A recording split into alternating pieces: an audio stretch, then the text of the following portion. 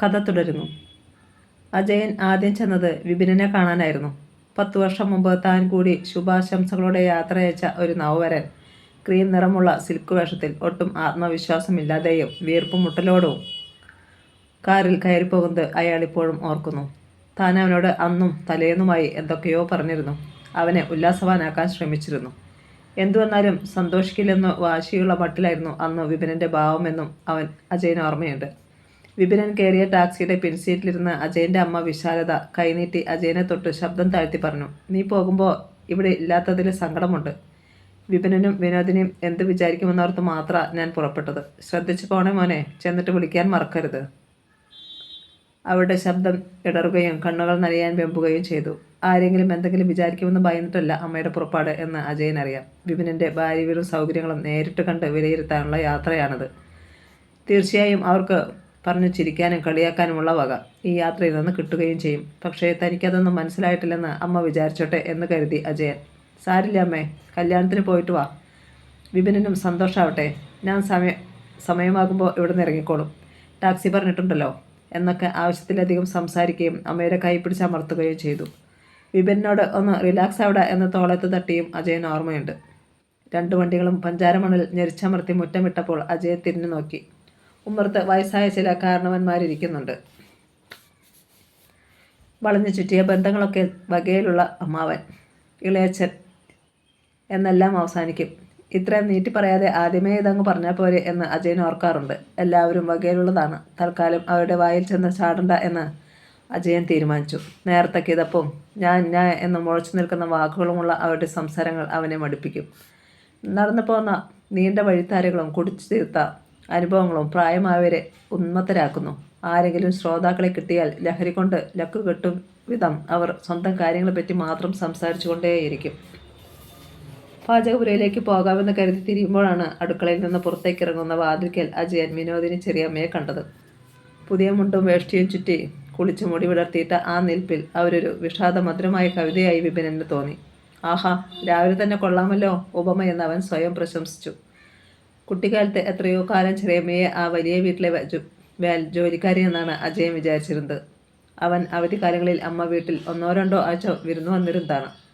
എപ്പോഴും അടുക്കളയ്ക്കകത്ത് പുകഞ്ഞും കരിപുരണ്ടും മുഷിഞ്ഞു മാത്രമേ അവരെ കണ്ടിട്ടുള്ളൂ. അല്ലാത്തപ്പോൾ കിണറ്റിൻ കരയിൽ പാത്രം തേച്ച് മെഴുക്കുന്നിടത്തും. ധാരാളം അംഗങ്ങളുള്ള കൂട്ടുകുടുംബത്തിൽ അവധി എത്തുമ്പോൾ വിരുന്നുകാരുടെ എണ്ണവും കൂടും. മറ്റു ജോലിക്കാരൊക്കെ സന്ധ്യയോടെ തിരിച്ചു പോകുമ്പോൾ ഇവർ മാത്രം പോകുന്നില്ല. രാത്രി അത്താഴത്തിൻ്റെ പണികൾ, പുലർച്ചെ എണീറ്റ് കാപ്പിപ്പണികൾ. അക്കാലത്തൊന്നും അജയൻ അവരെ ശ്രദ്ധിച്ചിട്ട് പോലുമില്ല. അകമുറികളിലോ ആണുങ്ങളില്ലാത്തപ്പോൾ പൂമുഖത്തോ ഒന്നിച്ചിരുന്നു കൂട്ടം കൂടി രസിക്കുന്ന അമ്മയടക്കമുള്ള സ്ത്രീകളാരും ഇത് നിന്റെ ചെറിയമ്മയാണെന്ന് പറഞ്ഞു തന്നതുമില്ല. കുട്ടികൾക്ക് ഭക്ഷണ സമയത്തല്ലാതെ അടുക്കളയുമായി ബന്ധമുണ്ടാവില്ല. അതുകൊണ്ടും അവരെ നേരിട്ട് കാണേണ്ട അവസരങ്ങൾ വിരളമായിരുന്നു. എപ്പോഴും മൂക്കൊലിപ്പിക്കുന്ന പാവം പിടിച്ച ഒരു ചെക്കൻ അവരുടെ കളികൾ നോക്കി കൊതിയോടെ എന്നെ കൂടി ചേർക്കുമോ എന്ന് ചോദിക്കാൻ വേണ്ടി കിണറ്റിൻകരയിൽ നിന്നിരുന്നത് അജയന് അവ്യക്തമായി ഓർമ്മയുണ്ട്.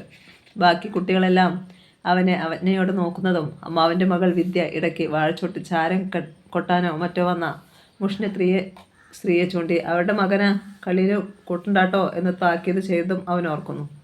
വിദ്യയ്ക്കും ആ കുട്ടിക്കും ഏതാണ്ട് ഒരേ പ്രായമായിരുന്നു. അവനോട് കാരണമില്ലാതെ സഹതാപം തോന്നിയെങ്കിലും അജയൻ അവനെ കൂടെ കളിക്കാനൊന്നും വിളിച്ചില്ല. പിന്നെ 3-4 അവധിക്കാലങ്ങൾ കഴിഞ്ഞപ്പോഴാണ് വിനോദിനി ചെറിയമ്മയുമായുള്ള ബന്ധം കൃത്യമായി അജയൻ മനസ്സിലാക്കിയത്. അപ്പോഴേക്ക് അവൻ വിപിനുമായി ചങ്ങാത്തമുണ്ടാക്കി. സൗഹൃദമായിരുന്നില്ല, സഹതാപമായിരുന്നു എക്കാലത്തും അതിൻ്റെ അടിത്തറ. അതുകൊണ്ടാവാം വിപിനോട് ആഴമുള്ള കൂട്ട് ഒരിക്കലും സാധ്യമല്ലെന്ന് അജയന് തോന്നിയിരുന്നു. സഹതാപം ഏത് ബന്ധത്തിലും തുല്യതയെ ഇല്ലാതാക്കി കളയും. സഹതപിക്കുന്നയാൾ ഒരുപക്ഷെ ആഗ്രഹിക്കാതെ തന്നെ സ്വയം 2 പടി മുകളിൽ പ്രതിഷ്ഠിക്കപ്പെടും. സഹതപിക്കപ്പെട്ടയാൾ അറിയാതെ തന്നെ 4 പടി താഴെയും എത്തും. പഴുപ്പധികമായ മാമ്പഴം പോലെയാണ് അത്തരം ബന്ധങ്ങൾ. അമർത്തിത്തൊട്ടാൽ വിരൽ ഉള്ളിലേക്ക് കുഴിഞ്ഞു പോകുന്നത്, സൂക്ഷിച്ചു കൈകാര്യം ചെയ്തില്ലെങ്കിൽ ചിതറിപ്പോകുന്നത്, രുചിയും ഗന്ധവും കെട്ടുപോയത്. പറമ്പിലെ വലിയ കുളത്തിൽ ചാടിമറയാൻ പോയ ദിവസമായിരുന്നു അതെന്ന് അജയൻ ഓർക്കുന്നുണ്ട്. ഓർക്കാപ്പുറത്ത് ഇടിയും മിന്നലുമായി വേനൽ മഴ പെയ്തപ്പോൾ ഇടിഞ്ഞു തുടങ്ങിയ കുളപ്പരയുടെ മതിലിനോടൊതുങ്ങി ഭയന്ന് വിറച്ചു നിൽക്കുന്ന അവനോട് അജയൻ "നിന്റെ വീട് എവിടാ?" എന്ന് ചോദിച്ചു. "അജയേട്ടാ, ഇതന്നെ എൻ്റെയും വീട്. അജയൻ്റെ അമ്മ എൻ്റെ സ്വന്തം വല്യമ്മയാ." അജയന് കടുത്ത കുറ്റബോധവും അവനോട് ആ നിമിഷം അതിയായ സ്നേഹവും തോന്നി. സ്വന്തം വീട് ഇത് തന്നെയാണെന്ന് പറഞ്ഞറിയിക്കേണ്ടി വരുന്നതിൻ്റെ നിസ്സഹായത അവനെ ആഴത്തിൽ തൊട്ടു. തന്നെ ചേട്ടാ? വിപിനൻ അജയൻ്റെ മഴ നനഞ്ഞ കൈവിരകളിൽ മുറുകെ പിടിച്ച് അവന് വിശ്വാസം വന്നില്ലെങ്കിലോ എന്ന് ഭയന്നിട്ടാവാം ഒന്നുകൂടി ഉറപ്പിച്ചു പറഞ്ഞു. അജയൻ അന്ന് ശരിക്കും കരച്ചിൽ വന്നു. അന്ന് തന്നെ അവൻ അമ്മയോട് ഇതുവരെ വിപിനൻ്റെ അമ്മയും തൻ്റെ ചെറിയമ്മയാണെന്ന് എന്താ പറയാത്തതെന്നോ മറ്റോ ചോദിച്ചപ്പോൾ അതിലെന്താപ്പോൾ ഇത്ര പറയാനുള്ളത് എന്ന് അമ്മ അതിനെ നിസ്സാരമാക്കി. നിനക്കതറിയില്ലെന്ന് എനിക്കറിയില്ലല്ലോ. ഞങ്ങൾ 4 പെൺമക്കളാ, ഒരാങ്ങളെ, അവള് നടുക്കത്തെ. നിനക്കറിയുമെന്നല്ലേ ഞാൻ കരുതിയത്. തുണി മടക്കി പെട്ടിയിൽ വെക്കുന്ന ജോലി തുടർന്നുകൊണ്ട് അമ്മ, എടി വിനോദിനി, അത്താഴത്തിന് മീൻ വറുത്തോളൂട്ടാ, ഇന്ന് അജയൻ്റെ അച്ഛൻ വരുന്നുണ്ട്, മീനില്ലെങ്കിൽ ചോറിറങ്ങില്ല എന്നൊക്കെ വിളിച്ചു പറയുന്നതും ആ വിശാലേച്ചി വറുക്കാൻ പുരട്ടി വെച്ചിട്ടാ ഞാൻ മേക്കഴുകാൻ പോകുന്നത് എന്ന് ഇടനാഴിയിൽ എവിടെ നിന്നോ വിധേയത്വമുള്ള ഒരു മറുപടിയും അജയൻ കേട്ടു. അതിനുശേഷം എപ്പോൾ തറവാട്ടിൽ വരുമ്പോഴും വിനോദിനിയോട് സംസാരിക്കാനും അവരെ പരിഗണിക്കാനും അജയൻ ശ്രദ്ധിച്ചിരുന്നു. കാലങ്ങൾക്ക് ശേഷം വിപിന് ജോലി കിട്ടുകയും അവരുടെ അന്തസ്സ് അല്പമെങ്കിലും മെച്ചപ്പെടുകയും ചെയ്തതൊക്കെ അജയനെ ആശ്വസിപ്പിക്കുകയും ചെയ്തു. വിപിനൻ്റെ കല്യാണ സമയത്ത് നാട്ടിലുണ്ടാവാൻ കഴിഞ്ഞതിലും അജയന് സന്തോഷമുണ്ടായിരുന്നു. പൊതുവെ വിവാഹ ചടങ്ങുകളൊന്നും അജയനെ ആകർഷിക്കാറില്ല. അടുത്ത ബന്ധുക്കളുടെ കല്യാണങ്ങൾക്ക് പോലും അവൻ വന്നിട്ടുമില്ല. വിപിനൻ്റെ കല്യാണമുണ്ടെന്ന് അവനെ അമ്മയോ മറ്റാരെങ്കിലുമോ അറിയിച്ചിരുന്നില്ല. ഒരു മുന്നറിയിപ്പുമില്ലാതെ 10 ദിവസത്തെ അവധിക്ക് അജയൻ വീട്ടിലെത്തിയപ്പോൾ വിശാലത അതിശയിച്ചു. നിന്നെ അവർ വിളിച്ചോ? വിളിച്ചിട്ടല്ലേ നീ ഇപ്പോൾ ഓടി വന്നത് എന്നാണ് അമ്മ അവനോട് ആദ്യം ചോദിച്ചത്. എന്ത്, ഏത് എന്നൊക്കെ അജയൻ അമ്പരന്നു. കാര്യം മനസ്സിലാക്കിയപ്പോൾ ആരും വിളിച്ചിട്ടില്ല താൻ വന്നതെന്ന് അജയൻ അറിയിച്ചെങ്കിലും അമ്മയ്ക്കത് പൂർണ്ണമായി വിശ്വാസമായില്ല. എന്നാലും ഇപ്പോൾ തന്നെ കൃത്യമായിട്ട് നീ എത്തിയത് എന്നവർ പിറുപ്പുറത്തുകൊണ്ടിരുന്നു. എന്നാൽ പിന്നെ വിപിനൻ്റെ കല്യാണത്തിന് തറവാട്ടിൽ പോയിട്ട് തന്നെ കാര്യമെന്ന് അജയൻ ഉറപ്പിച്ചത് അങ്ങനെയാണ്. വിനോദിന് ചെറിയമ്മയെ അടുക്കള വാതിൽക്കൽ കാണുമ്പോൾ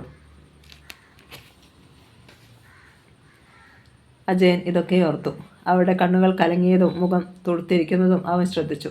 തന്നെ കണ്ട് വിനോദിനെ മുഖത്ത് വരുത്തിയ ചിരിയിൽ പോലും കണ്ണീര് ചിതറിത്തെറിക്കുന്നത് അജയന് മനസ്സിലായി. ചെറിയമ്മ എന്താ കല്യാണത്തിന് പോകാത്തത്? പോവായിരുന്നില്ലേ? നിങ്ങളല്ലേ ഇന്നത്തെ സെൻറ്റർ ഓഫ് അട്രാക്ഷൻ. ആകർഷണ കേന്ദ്രമെന്നല്ല, അധികാര കേന്ദ്രമെന്നാണ് പറയേണ്ടതെന്ന് അജയൻ മനസ്സിൽ തിരുത്തി. അവർ ഇന്ന് വരൻ്റെ അമ്മയാണ്.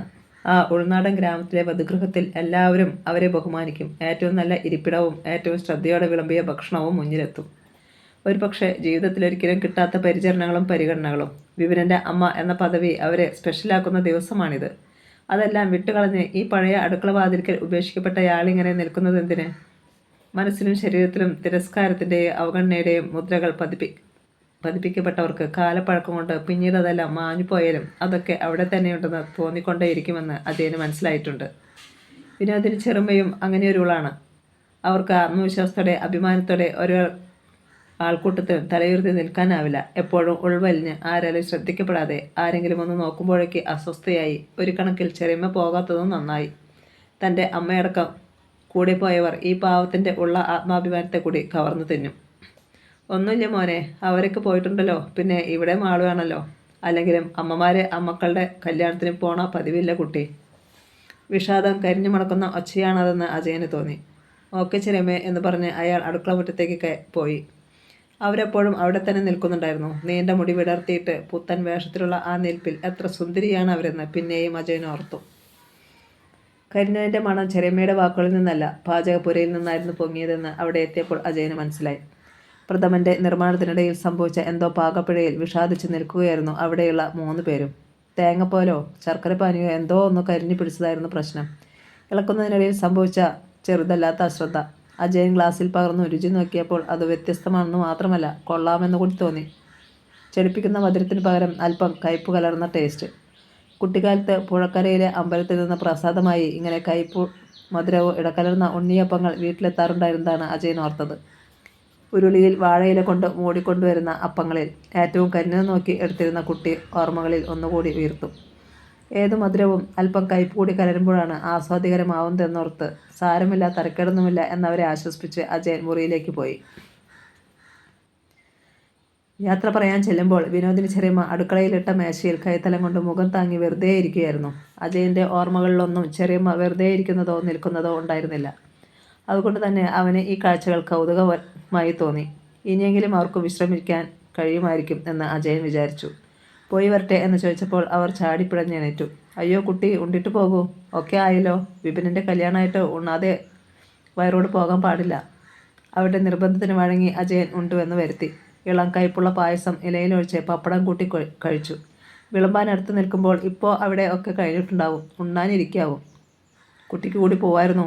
വിപിനെ ഒന്നും അറിയില്ല, വിറയ്ക്കുന്നുണ്ടാവും ഇപ്പോൾ. അജേട്ടെന്ന് പറഞ്ഞാൽ അവന് ജീവനാ. കൂടെ ചെന്ന് വെച്ചാൽ ഒരു കൂട്ടായനെ എന്നൊക്കെ എന്തെല്ലാമോ ചെറിയമ്മ പറയുന്നുണ്ടായിരുന്നു. മറ്റെന്തോ ആലോചനകളായതുകൊണ്ട് പാതിയും അജയൻ്റെ മനസ്സിൽ വീണില്ല. വെറുതെ ചിരിച്ചു തലയാട്ടുമ്പോൾ ആദ്യമായാണല്ലോ തന്നോട് അവർ ഇത്രയും സംസാരിക്കുന്നതെന്ന് അജയൻ ഓർത്തിരുന്നു. സാരമില്ല, ഇനി ആ പെൺകുട്ടി വന്നാൽ ചെറിയമ്മയ്ക്ക് കൂട്ടായി എന്നൊക്കെ എന്തെല്ലാമോ സാധാരണ കാര്യങ്ങൾ പറഞ്ഞ് അജയൻ അവരെ ആശ്വസിപ്പിച്ചു. അതല്ല കുട്ടി, എനിക്കെന്തോ ഈ കല്യാണം അവന് പറ്റിയതല്ലാന്ന് തോന്നാണ്. ആ പെൺകുട്ടി നല്ല മിടുക്കിയും സാമർത്ഥ്യകാരിയുമാണ്. വിപിനെ അങ്ങനെ ഒരാളല്ല പറ്റുക. സാധുവായൊരു പെൺകുട്ടി.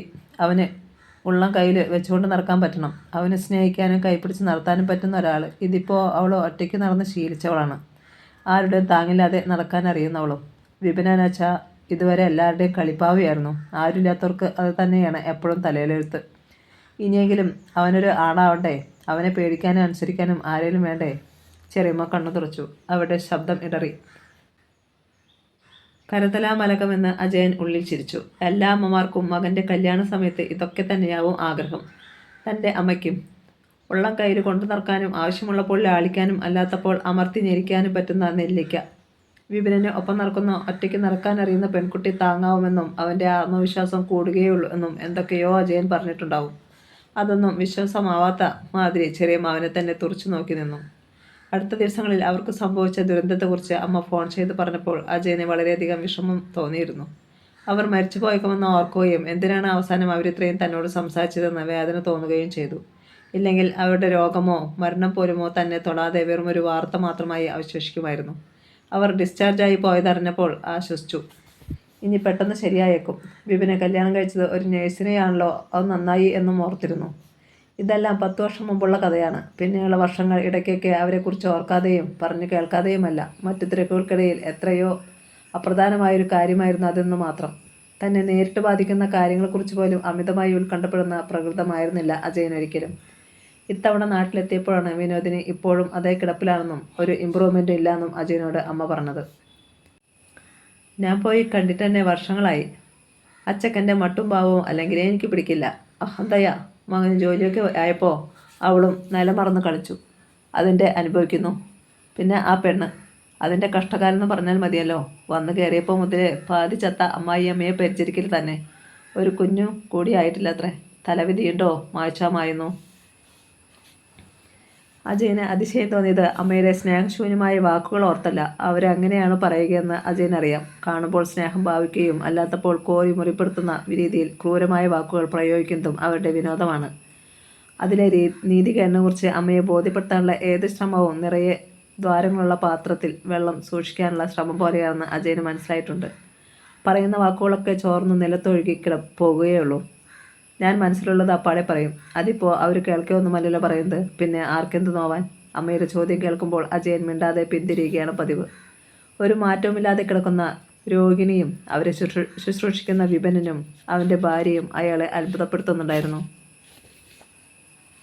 അവരുടെ ജീവിതം 10 വർഷം മുമ്പ് താൻ അവസാനമായി കാണുന്നതിൽ നിന്ന് ഒരു ദിവസം കൂടിയേ മുന്നോട്ട് പോയിട്ടുള്ളൂ. ആ ദിവസത്തിൻ്റെ പിറ്റേന്ന് മുതൽ അത് നിശ്ചലമായിരിക്കുന്നു. തുടങ്ങിയിടത്ത് തന്നെ നിൽക്കുന്ന ജീവിതം വിപിനിൻ്റെ ഭാര്യയെ എത്രത്തോളം അസ്വസ്ഥയാക്കുന്നുണ്ടാവും. ഭർത്താവിൻ്റെ അമ്മയുടെ ആജീവനാന്ത പരിചാരികയാവാനല്ലോ അവർ ഒരു പ്രൊഫഷണൽ കോഴ്സ് പഠിച്ചത്. പാവം, താൻ കണ്ടിട്ടേയില്ലാത്ത, പേര് പോലും അറിയാത്ത ആ പെൺകുട്ടിയെക്കുറിച്ചോർത്ത് അജയൻ ഖേദിക്കുകയും ഇത്തവണ വിപിനെ നേരിൽ കാണണമെന്ന് ഉറപ്പിക്കുകയും ചെയ്തു. വിപിനിൻ്റെ താമസ സ്ഥലം അറിയാത്തതുകൊണ്ട് അവൻ്റെ ഓഫീസിലാണ് അജയൻ ചെന്നത്. ഭാഗ്യവശാൽ അവൻ അവിടെ തന്നെ ഉണ്ടായിരുന്നു. അല്പം തടിച്ച് വിപിനൻ പുതിയൊരാളായി തീർന്നു കഴിഞ്ഞിരിക്കുമെന്ന് അജയന് തോന്നി. അജയേട്ടനോ എന്ന ചോദ്യത്തിൽ അജയന് തണുപ്പ് രുചിച്ചു. എങ്കിലും കഴിഞ്ഞ 10 വർഷം വിപിനെ ഒരുപാട് മാറ്റിയിരിക്കുമെന്ന് ഓർത്തപ്പോൾ അജയന് സന്തോഷം തോന്നി. പലതരം ഉത്തരവാദിത്തങ്ങൾ അവൻ്റെ ഉള്ളിലെ അനിശ്ചിതത്വങ്ങളെ തുടച്ചു നീക്കിയിരിക്കും. രോഗിയായ അമ്മ, ചികിത്സ, ഭാര്യ, ജോലി എല്ലാം അവനെ ഒത്തൊരു മനുഷ്യനാക്കിയിട്ടുണ്ടാവും. എനിക്ക് മാത്രം ഒന്നുമില്ല എന്ന് വിഷാദിക്കുന്ന പഴയ ആ പയ്യനല്ല കാഴ്ചയ്ക്ക് എന്തായാലും അവനെപ്പോൾ. ഡ്യൂട്ടിക്കിടയിലായതുകൊണ്ട് അവന് ഒരു ടീ ബ്രേക്ക് എടുക്കാനേ സമയമുണ്ടായിരുന്നുള്ളൂ. കാൻറ്റീനിലിരിക്കുമ്പോൾ അജയേട്ടൻ എപ്പോൾ വന്നു എന്ന ചോദ്യത്തിനു മുമ്പ് എന്തായി ആ പുസ്തകം എഴുത്ത് എന്നാണ് അവൻ അന്വേഷിച്ചത്. ഏത് പുസ്തകമാണെന്ന് അജയൻ അമ്പരന്നു. അന്ന് പറഞ്ഞില്ലേ ആ പുസ്തകം നിങ്ങളുടെ തറവാട്ടിൽ വീട് വിട്ടിറങ്ങിയ കാരണവന്മാരെക്കുറിച്ച്? 10 വർഷം മുമ്പ് മൂടിക്കെട്ടി നിൽക്കുന്ന ഒരു വരനെ ഉഷാറാക്കാൻ വേണ്ടി മാത്രം തമാശയായി പറഞ്ഞ കാര്യം ഇത്രയും കാലം അജയൻ എങ്ങനെ ഓർത്തിരിക്കാനാണ്? നമ്മുടെ തറവാട്ടിൽ എന്നതിന് പകരം നിങ്ങളുടെ എന്നവൻ പറഞ്ഞതാണ് അജയൻ്റെ മനസ്സിൽ കുരുങ്ങിയത്. പിന്നെ അത് തിരുത്തേണ്ടെന്നും തോന്നി. ആ തറവാട് വിപിനോട് മമതയൊന്നും കാണിച്ചിട്ടില്ല. പിന്നെന്തിന് അവനതിനെ എൻ്റേത് എന്ന് ചേർത്ത് പിടിക്കണം? അങ്ങനെയൊന്ന് എഴുതുമെന്ന് ഞാൻ പറഞ്ഞിരുന്നോ? ഞാനത് ഓർക്കുന്നതേ ഇല്ലല്ലോ. പറഞ്ഞിരുന്നു. അത്തരം കുറേ പേരുണ്ടെന്നും അവരെക്കുറിച്ച് ബുക്ക് എഴുതാൻ പോവുകയാണെന്നും അന്ന് പറഞ്ഞിരുന്നു. എഴുതി കഴിഞ്ഞുവെന്നാണ് ഞാൻ വിചാരിച്ചത്. വാശിയോടെ വിപിനൻ ഉറപ്പിച്ചു പറഞ്ഞു. ഇതുവരെ അത് എഴുതാത്തതിൽ അവൻ കുറ്റപ്പെടുത്തുന്നത് പോലെയുണ്ടായിരുന്നു. അത്തരമൊരു പ്ലാൻ കൊള്ളാമല്ലോ എന്ന് അജയൻ ആദ്യമായി എന്നോണം ഓർത്തു. മുൻപ് അതിനെക്കുറിച്ച് താൻ ആലോചിച്ചിരുന്നു എന്ന കാര്യം അജയന് വിശ്വസിക്കാനായില്ല. വിപിനോട് അതിനെപ്പറ്റി പറഞ്ഞിരുന്നുവെന്നത് അതിലും അവിശ്വസനീയമായി ആയിരുന്നു. എന്തായാലും അവിടെ വീട് വിട്ടു പോയവർ പലരുമുണ്ടെന്ന് അമ്മ പറഞ്ഞു കേട്ടിട്ടുണ്ട്. വളരെ അഭിമാനത്തോടെയാണ് അവരത് പറയാറ്. ആത്മാന്വേഷണത്തിനായി അലഞ്ഞവർ, ശുദ്ധജ്ഞാനത്തിൻ്റെ പൊരുൾ തേടി ഇറങ്ങിയവർ, പരമാനന്ദത്തിൽ ലയിച്ചവർ. അമ്മയുടെ കണ്ണുകൾ കൂമ്പും, വാക്കുകൾ അഭിമാനത്താൽ വിറയ്ക്കും. പക്ഷേ അക്കൂട്ടത്തിലുള്ള ഒരേയൊരു സ്ത്രീയെപ്പറ്റി അമ്മയ്ക്ക് അത്ര മതിപ്പുമില്ല. അതൊരു ഭ്രാന്തത്തി എന്ന പുച്ഛത്തോടും ഉദാസീനതയോടുമാണ് ഭഗവതി അപ്പച്ചയെക്കുറിച്ച് പറയുക. താൻ ആ പുസ്തകം എഴുതുകയാണെങ്കിൽ ആ ഭ്രാന്തത്തിൽ നിന്ന് തുടങ്ങണമെന്ന് റെയിൽവേ ഓഫീസിലെ മുഷിഞ്ഞ കാൻറ്റീനിലിരുന്ന് അജയനും തീരുമാനിച്ചു. മാമൂലുകളും നിരർത്ഥകമായ ബന്ധങ്ങളും വീട് തന്നെയും വെടിഞ്ഞ് പുറത്തിറങ്ങുന്ന സ്ത്രീ ഭ്രാന്തിയാവുന്നതും അതേ സാഹചര്യത്തിൽ അതേ കാരണങ്ങളാൽ വീട് വിടുന്നവൻ യോഗിയാവുന്നതും വിചിത്രം തന്നെ. തീർച്ചയായും ആ വൈരുദ്ധ്യത്തിൽ നിന്ന് തന്നെ തുടങ്ങണം. ചായക്കപ്പ് മെല്ലെ കറക്കിക്കൊണ്ട് അജയൻ ഓർത്തു. അജയേട്ടൻ നാട്ടിൽ വന്നിട്ട് കുറേയായോ? നമ്മൾ കണ്ടിട്ട് 10 വർഷമായി. അതിൻ്റെ പിറ്റേന്ന് അമ്മ... വിപിനൻ്റെ ശബ്ദം ഇടറി. കണ്ണുകൾ നിറഞ്ഞു തൂവുമെന്ന് തോന്നിപ്പിച്ചു. അജയൻ അവനെ ആശ്വസിപ്പിക്കുകയും ചെറിയമയുടെ ദേഹസ്ഥിതിയെക്കുറിച്ച് അന്വേഷണങ്ങൾ നടത്തുകയും ചെയ്തു. വിപിനൻ കേൾക്കാൻ ഒരാളെ കിട്ടിയ ആശ്വാസത്തിൽ അമ്മയെക്കുറിച്ചും തൻ്റെ ജീവിതത്തെക്കുറിച്ചും ഇടർച്ചയുള്ള ദുർബലമായ ഒച്ചയിൽ സംസാരിച്ചു തുടങ്ങി. അജയൻ ഇവൻ നന്നായി മിണ്ടാൻ പഠിച്ചല്ലോ എന്ന് ചിന്തിച്ചു. പറയുന്നതെല്ലാം സ്വന്തം ദുരന്ത ജീവിതത്തെക്കുറിച്ചാണ്. പാവം, അവന് മാത്രമാണ് ദുരിതങ്ങൾ തിരഞ്ഞു പിടിച്ചെത്തുന്നത് എന്നവൻ വിചാരിക്കുന്നു. ആകാശത്ത് ചിതറിക്കിടക്കുന്ന കരിമേഘങ്ങളെല്ലാം താനിരിക്കുന്നിടത്ത് അടിഞ്ഞുകൂടണമെന്നും അവിടമെങ്ങും ഇരുട്ട് മൂടണമെന്നും കൊതിക്കുന്ന പ്രകൃതമാണ് വിപിൻ്റേത്. കാർമേഘങ്ങൾ ഊതിപ്പറത്തി അകലേക്ക് അകറ്റാൻ അവൻ ശ്രമിക്കുകയേയില്ല. വെളിച്ചം സ്വയം കണ്ടെത്തേണ്ടതാണെന്ന് അവൻ തിരിച്ചറിഞ്ഞിരുന്നെങ്കിൽ എത്ര നന്നായിരുന്നു. പ്രത്യാശകളില്ലാത്ത അവസ്ഥയിലാണ് യഥാർത്ഥമായ സ്വസ്ഥതയുണ്ടാവുകയെന്ന് അജയൻ ഓർക്കാറുണ്ട്. ജീവിതം ഇപ്പോഴെന്താണോ അതായി തന്നെ അനുഭവിക്കുക. ഒന്നിനാലും ബന്ധിക്കപ്പെടാതെ, ഒന്നിനോട് അമിതമായി ബന്ധപ്പെടാതെ, ഒന്നിനെക്കുറിച്ച് പ്രതീക്ഷകൾ സൂക്ഷിക്കാതെ ഇന്നത്തെ ജീവിതം മാത്രം ജീവിക്കുക. എങ്കിൽ സമാധാനമുണ്ടാകും. പക്ഷേ അതിനെപ്പറ്റിയൊന്നും വിപിനോട് പറയാൻ അജയൻ ശ്രമിച്ചില്ല. എത്രയെത്ര നൂലുകൾ കൊണ്ട് ബന്ധിക്കപ്പെട്ടതാണ് എൻ്റെ ജീവിതമെന്ന് അജയൻ ഊഹിക്കാം. എവിടെയും അല്ലാതിരിക്കുകയെന്നും ഇന്ന് എവിടെയാണോ അവിടെയായിരിക്കുമെന്നും അവിടെ തന്നെയായിരിക്കും എക്കാലത്തുമെന്ന് വിശ്വസിച്ച് സ്വസ്ഥമായിരിക്കണമെന്നൊക്കെ അജയനും ആഗ്രഹിക്കാറുണ്ട്. ഈ അരണ്ട കാൻറ്റീൻ തണുത്തു തുടങ്ങുന്ന ചായക്കപ്പിന് മുമ്പിൽ വിപിനൊപ്പം ഇരിക്കുകയായിരുന്നു ഇന്നലെയും ഇന്നുമൊക്കെ താൻ. നാളെയും ഇവിടെ തന്നെയായിരിക്കും. വേറെ എവിടെയും പോകാനോ മറ്റെന്തെങ്കിലും ചെയ്യാനോ ഇല്ലാതെ അലസനായി എക്കാലത്തും ഇങ്ങനെ ഇരിക്കുക. നാളെ എവിടെയാണോ എത്തുന്നത് അന്നേരം അവിടവും സ്വന്തവും സുസ്ഥിരവുമാണെന്ന് വിചാരിക്കുക. അത്രയും ആലോചിച്ചപ്പോൾ തന്നെ അജയനും അടുത്തു. ഒരിക്കലും സാധാരണ മനുഷ്യർക്കതൊന്നും സാധിക്കില്ല. എത്രയും പെട്ടെന്ന് ശ്വാസം മുട്ടിക്കും വിധം പഴക്കം മണക്കുന്ന ഈ കാറ്റിൽ നിന്ന് തനിക്ക് പുറത്തു കടന്നേ മതിയാവൂ. കാലങ്ങളായി ഇതിനുള്ളിലായിരുന്നുവെന്നും ഇനിയെന്നും ഇവിടെയായിരിക്കുമെന്നും ഓർക്കുന്നത് തന്നെ എത്രമേൽ വിരസമാണ്. അതൊക്കെ ഓർത്തപ്പോൾ അജയൻ ചിരിച്ചുപോയി. വിപിനൻ സംശയത്തോടെ അജയനെ നോക്കി. എന്താ ചേട്ടാ, ഞാൻ എൻ്റെ കഷ്ടപ്പാടുകൾ പറയുന്നു. അജയൻ്റെ ചിരി വരുന്നു. തമാശയാണ് ഞാൻ പറയുന്നത് എന്ന് തോന്നുന്നുണ്ടോ? ഇല്ലടാ, ഞാൻ നിന്നോട് എന്ത് പറയണമെന്ന് ആലോചിച്ചതാ. വലിയ തത്വങ്ങളൊക്കെ പറഞ്ഞ് നിന്നെ ആശ്വസിപ്പിക്കാൻ ശ്രമിക്കുന്നതിലെ അർത്ഥമില്ലായുക ആലോചിച്ച് അറിയാതെ ചിരിച്ചു പോയതാണ്. വിപിനൻ കണ്ണുകൾ താഴ്ത്തി. അജയൻ മേശയിലിരുന്ന അവൻ്റെ കൈപ്പത്തി സ്വന്തം കൈത്തലം കൊണ്ട് പൊതിഞ്ഞ് അനുഭാവം പ്രദർശിപ്പിച്ചു. വിപിനൻ്റെ മുഖം ചുവന്നു. കണ്ണുകൾ ഇത്തവണ തുളുമ്പുക തന്നെ ചെയ്തു. കഷ്ടമാണ് അമ്മയുടെ കാര്യം ചേട്ടാ. അമ്മയ്ക്ക് ജീവിതത്തിൽ ഒരു സുഖവും ഉണ്ടായിട്ടില്ല. ഞാനെന്ന് കല്യാണത്തിന് തിരക്ക് കൂട്ടേണ്ടിയിരുന്നില്ല എന്ന് എപ്പോഴും വിചാരിക്കും. അമ്മ എൻ്റെ ഒപ്പം ക്വാർട്ടേഴ്സിൽ ഒരുവിധം സ്വസ്ഥമായിട്ടിരിക്കുന്ന കാലത്താണ് ഞാൻ കല്യാണത്തിൻ്റെ കാര്യം അങ്ങോട്ട് പറഞ്ഞത്. ഇപ്പോൾ വേണമെന്ന് അമ്മ ആദ്യം ചോദിച്ചത്. വേണ്ടിയിരുന്നില്ല. എങ്കിൽ ചിലപ്പോൾ അമ്മ ആരോഗ്യത്തോടെ ഇരുന്നേനെ. ഞാനായിട്ട് അമ്മയ്ക്കൊന്നും കൊടുത്തില്ല, സുഖമോ സമാധാനമോ ഒന്നും. ഇപ്പോഴത്തെ കിടപ്പ് കാണുമ്പോൾ സഹിക്കുന്നില്ല. 10 വർഷമായി ഇതെന്നെ കാണുന്നു. ചിലപ്പോൾ വിചാരിക്കും ഇന്ന് മുഖത്തിന് നല്ല തെളിച്ചമുണ്ടല്ലോ, അമ്മ എണീറ്റ് വരുമായിരിക്കുമെന്ന്. സന്ധ്യയ്ക്ക് തിരിച്ചു വരുമ്പോൾ അമ്മ ഉമ്മറത്ത് കാത്തു നിൽപ്പുണ്ടാവുന്നു. പക്ഷേ ഒന്നും നടക്കുന്നില്ല. അമ്മ അതേ കിടപ്പ് തന്നെ. എന്തൊക്കെ ആഗ്രഹങ്ങളുണ്ടാവുമായിരുന്നു അമ്മയ്ക്ക്. ഒന്നും സാധിച്ചു കൊടുക്കാൻ പറ്റിയില്ല. ഇനി എന്തെങ്കിലും പറ്റുമെന്നും അറിയില്ല. അജയൻ പണ്ടെപ്പോഴോ വായിച്ച കഥയോർത്തു. ശ്രീരാമകൃഷ്ണ പരമഹംസരുടെ അമ്മ ചന്ദ്രമണി മരിച്ചു കഴിഞ്ഞും ഏറെക്കാലം അദ്ദേഹം മരണാന്തര കർമ്മങ്ങളൊന്നും ചെയ്തിരുന്നില്ല. പെട്ടെന്നൊരു ദിവസം അമ്മയെക്കുറിച്ചോർത്ത് അവരുടെ ആത്മാവ് അലഞ്ഞു നടക്കുകയാണെങ്കിലോ എന്ന് ചിന്തിച്ച് അദ്ദേഹം കർമാനുഷ്ഠാനങ്ങൾക്കായി പുഴയിലിറങ്ങി. കൈക്കുമ്പിളിൽ വെള്ളമെടുക്കാൻ ശ്രമിച്ചപ്പോൾ വിരലുകൾക്കിടയിലൂടെ അത് ചോർന്നു പോയിക്കൊണ്ടിരുന്നു.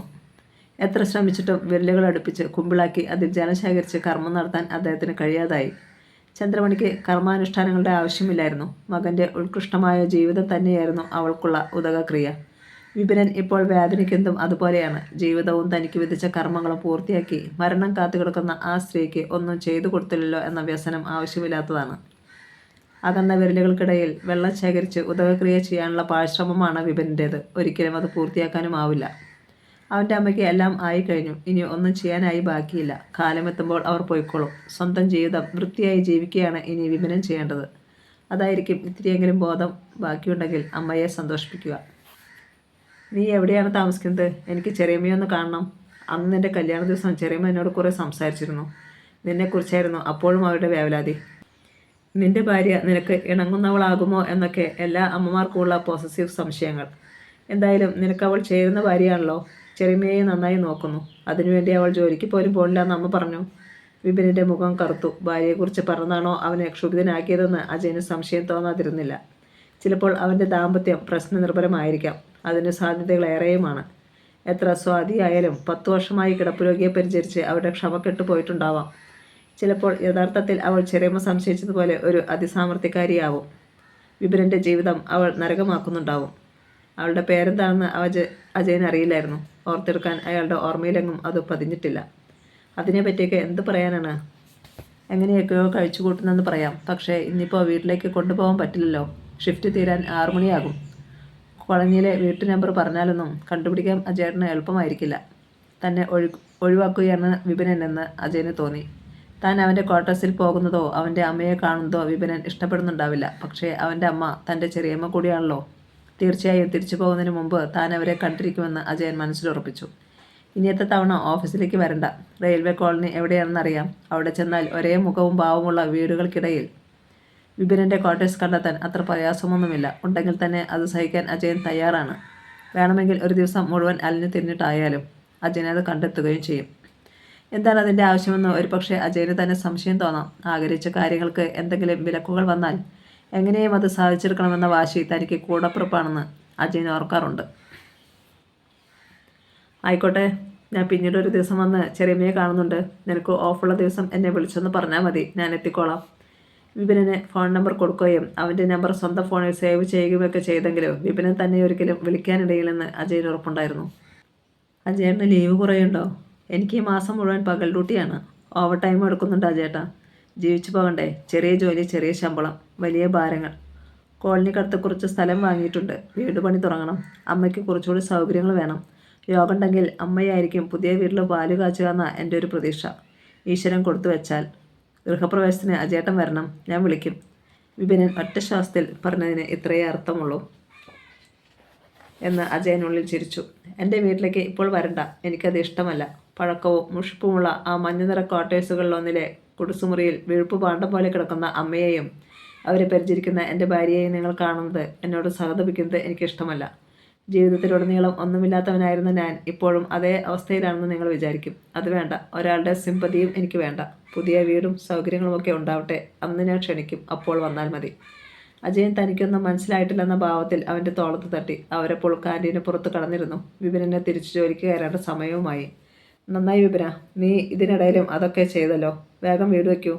നിൻ്റെ ആഗ്രഹം പോലെ ചെറിയമ്മയ്ക്ക് അപ്പോഴേക്ക് ശരിയാവട്ടെ. നിങ്ങൾ 3 പേർക്കും സന്തോഷമായിരിക്കാൻ പറ്റട്ടെ. നിൻ്റെ കുടുംബവും വലുതാവട്ടെ. അതും നടക്കൂ. അതും നോക്കൂ. വിപിനൻ്റെ മുഖം വലിഞ്ഞു മുറുകി. അവന് ഭാര്യയെയും കൂട്ടി ഉൾപ്പെടുത്തിയുള്ള ഒരു വർത്തമാനവും ഇഷ്ടമാവുന്നില്ലെന്ന് അജയന് തോന്നിപ്പോയി. ഒരിക്കൽ കൂടി ഒഴിവുള്ള ദിവസം വിളിക്കൂ എന്ന് ഓർമ്മിപ്പിച്ചിട്ടാണ് അജയൻ പുറത്തേക്ക് ഇറങ്ങിയത്. വണ്ടി പാർക്ക് ചെയ്തിടത്തേക്ക് ഏറെ ദൂരം നടക്കാനുണ്ടായിരുന്നു. മഞ്ഞ പൂക്കളുണ്ടാവുന്ന ഏതോ മരങ്ങൾ വഴിക്കിരുവശവും പൂക്കൾ പൊഴിച്ചുകൊണ്ടിരുന്നു. കുട്ടിക്കാലത്ത് അജയൻ അമ്മയ്ക്കൊപ്പം ഈ വഴി വന്നിട്ടുണ്ട്. വഴി അവസാനിക്കുന്നിടത്ത് താമസിക്കുന്ന പ്രശസ്തയായൊരു മഷിനോട്ടക്കാരിയായി കാണാനായിരുന്നു ആ രഹസ്യയാത്രയെന്ന് അജയൻ ഓർമ്മയുണ്ട്. ട്രെയിൻ ഇറങ്ങി ഈ വഴിയിലൂടെ അവർ നടക്കുകയായിരുന്നു. അന്ന് വഴിയുടെ ഇരുവശത്തും വിറകുകടകൾ ധാരാളം ഉണ്ടായിരുന്നതും വിറകു തൂക്കുന്ന കട്ടിൽ പോലെയുള്ള വലിയ ത്രാസുകൾ കണ്ട് അതിലിരുന്നാടാൻ എത്ര രസമായിരിക്കുമെന്ന് ഓർത്തുമൊക്കെ അജയൻ്റെ മനസ്സിലെത്തി. ഇപ്പോഴും ഒരു മാറ്റവുമില്ലാതെ ഇതേ ഇടുങ്ങിയ വഴികൾ തന്നെ. വിറകുകൾ കാണുന്നില്ലെന്ന വ്യത്യാസം ഒഴിച്ചാൽ ഒട്ടും വളരാത്ത ഒരു പ്രദേശം. മനുഷ്യരുടെ മനസ്സുകളിലേക്കുള്ള വഴികൾക്കും എത്രയെത്ര ഇടുക്കമാണ്. അതിന് ഏറ്റവും നല്ല സ്പെസിമെൻ സ്വന്തം അമ്മ തന്നെയായിരിക്കും. വിശാലത എന്നു പേരുള്ള അവരുടെ ഉള്ളിൽ ഇടുങ്ങിയ ഇടങ്ങൾ മാത്രമേ അജയൻ കണ്ടിട്ടുള്ളൂ. അമ്മയ്ക്ക് ആരാണ് ഈ പേരിട്ടതെന്ന് ഇടയ്ക്കിടെ അവൻ കളിയാക്കാറുണ്ട്. എൻ്റെ മുത്തച്ഛനെന്ന അമ്മ അഭിമാനത്തോടെ പറയുമ്പോൾ അജയൻ ചിരിച്ചു പോകും. അമ്മ അവിടെ നിർത്തില്ല. തറവാട്ടിലെ ആദ്യത്തെ പെൺകുട്ടിക്ക് എവിടെയും കേൾക്കാത്ത പേര് വിളിച്ചതിനെ പറ്റിയും പിന്നെ ഉണ്ടായവർക്കൊക്കെ വിയിൽ തുടങ്ങുന്ന പേരുകളിടുന്ന സമ്പ്രദായം ഇപ്പോഴും തുടരുന്നതിനെ പറ്റിയുമൊക്കെ പ്രഭാഷണം തന്നെ നടത്തിക്കളയും.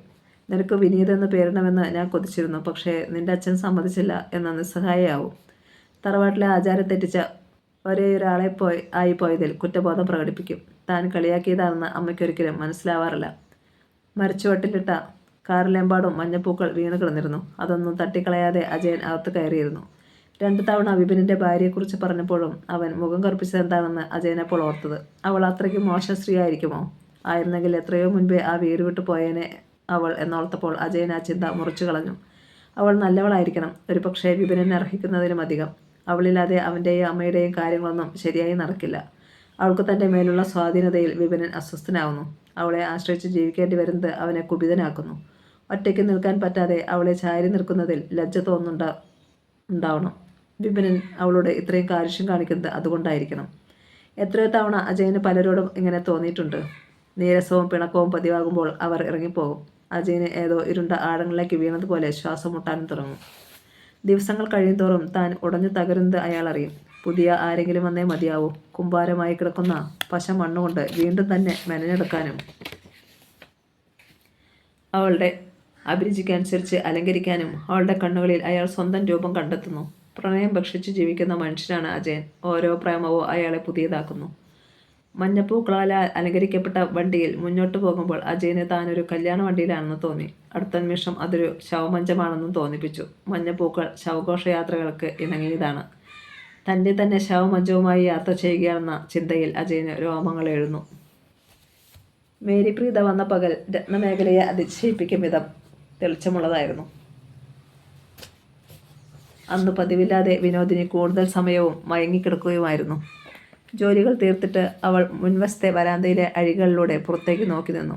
അവൾക്ക് നേരിയ പനിയും ഉണ്ടായിരുന്നു. ഗുഡ് ഷെഡിൽ നിന്ന് ഒച്ചയനക്കങ്ങളില്ല. തഴച്ച പച്ച നിറത്തിനു മീതെ തിളങ്ങുന്ന ഇളം വെയിൽ വന്നു മൂടി. അസാധാരണമായ ഒരു ചാരുത ചുറ്റുമുണ്ടായിരുന്നു.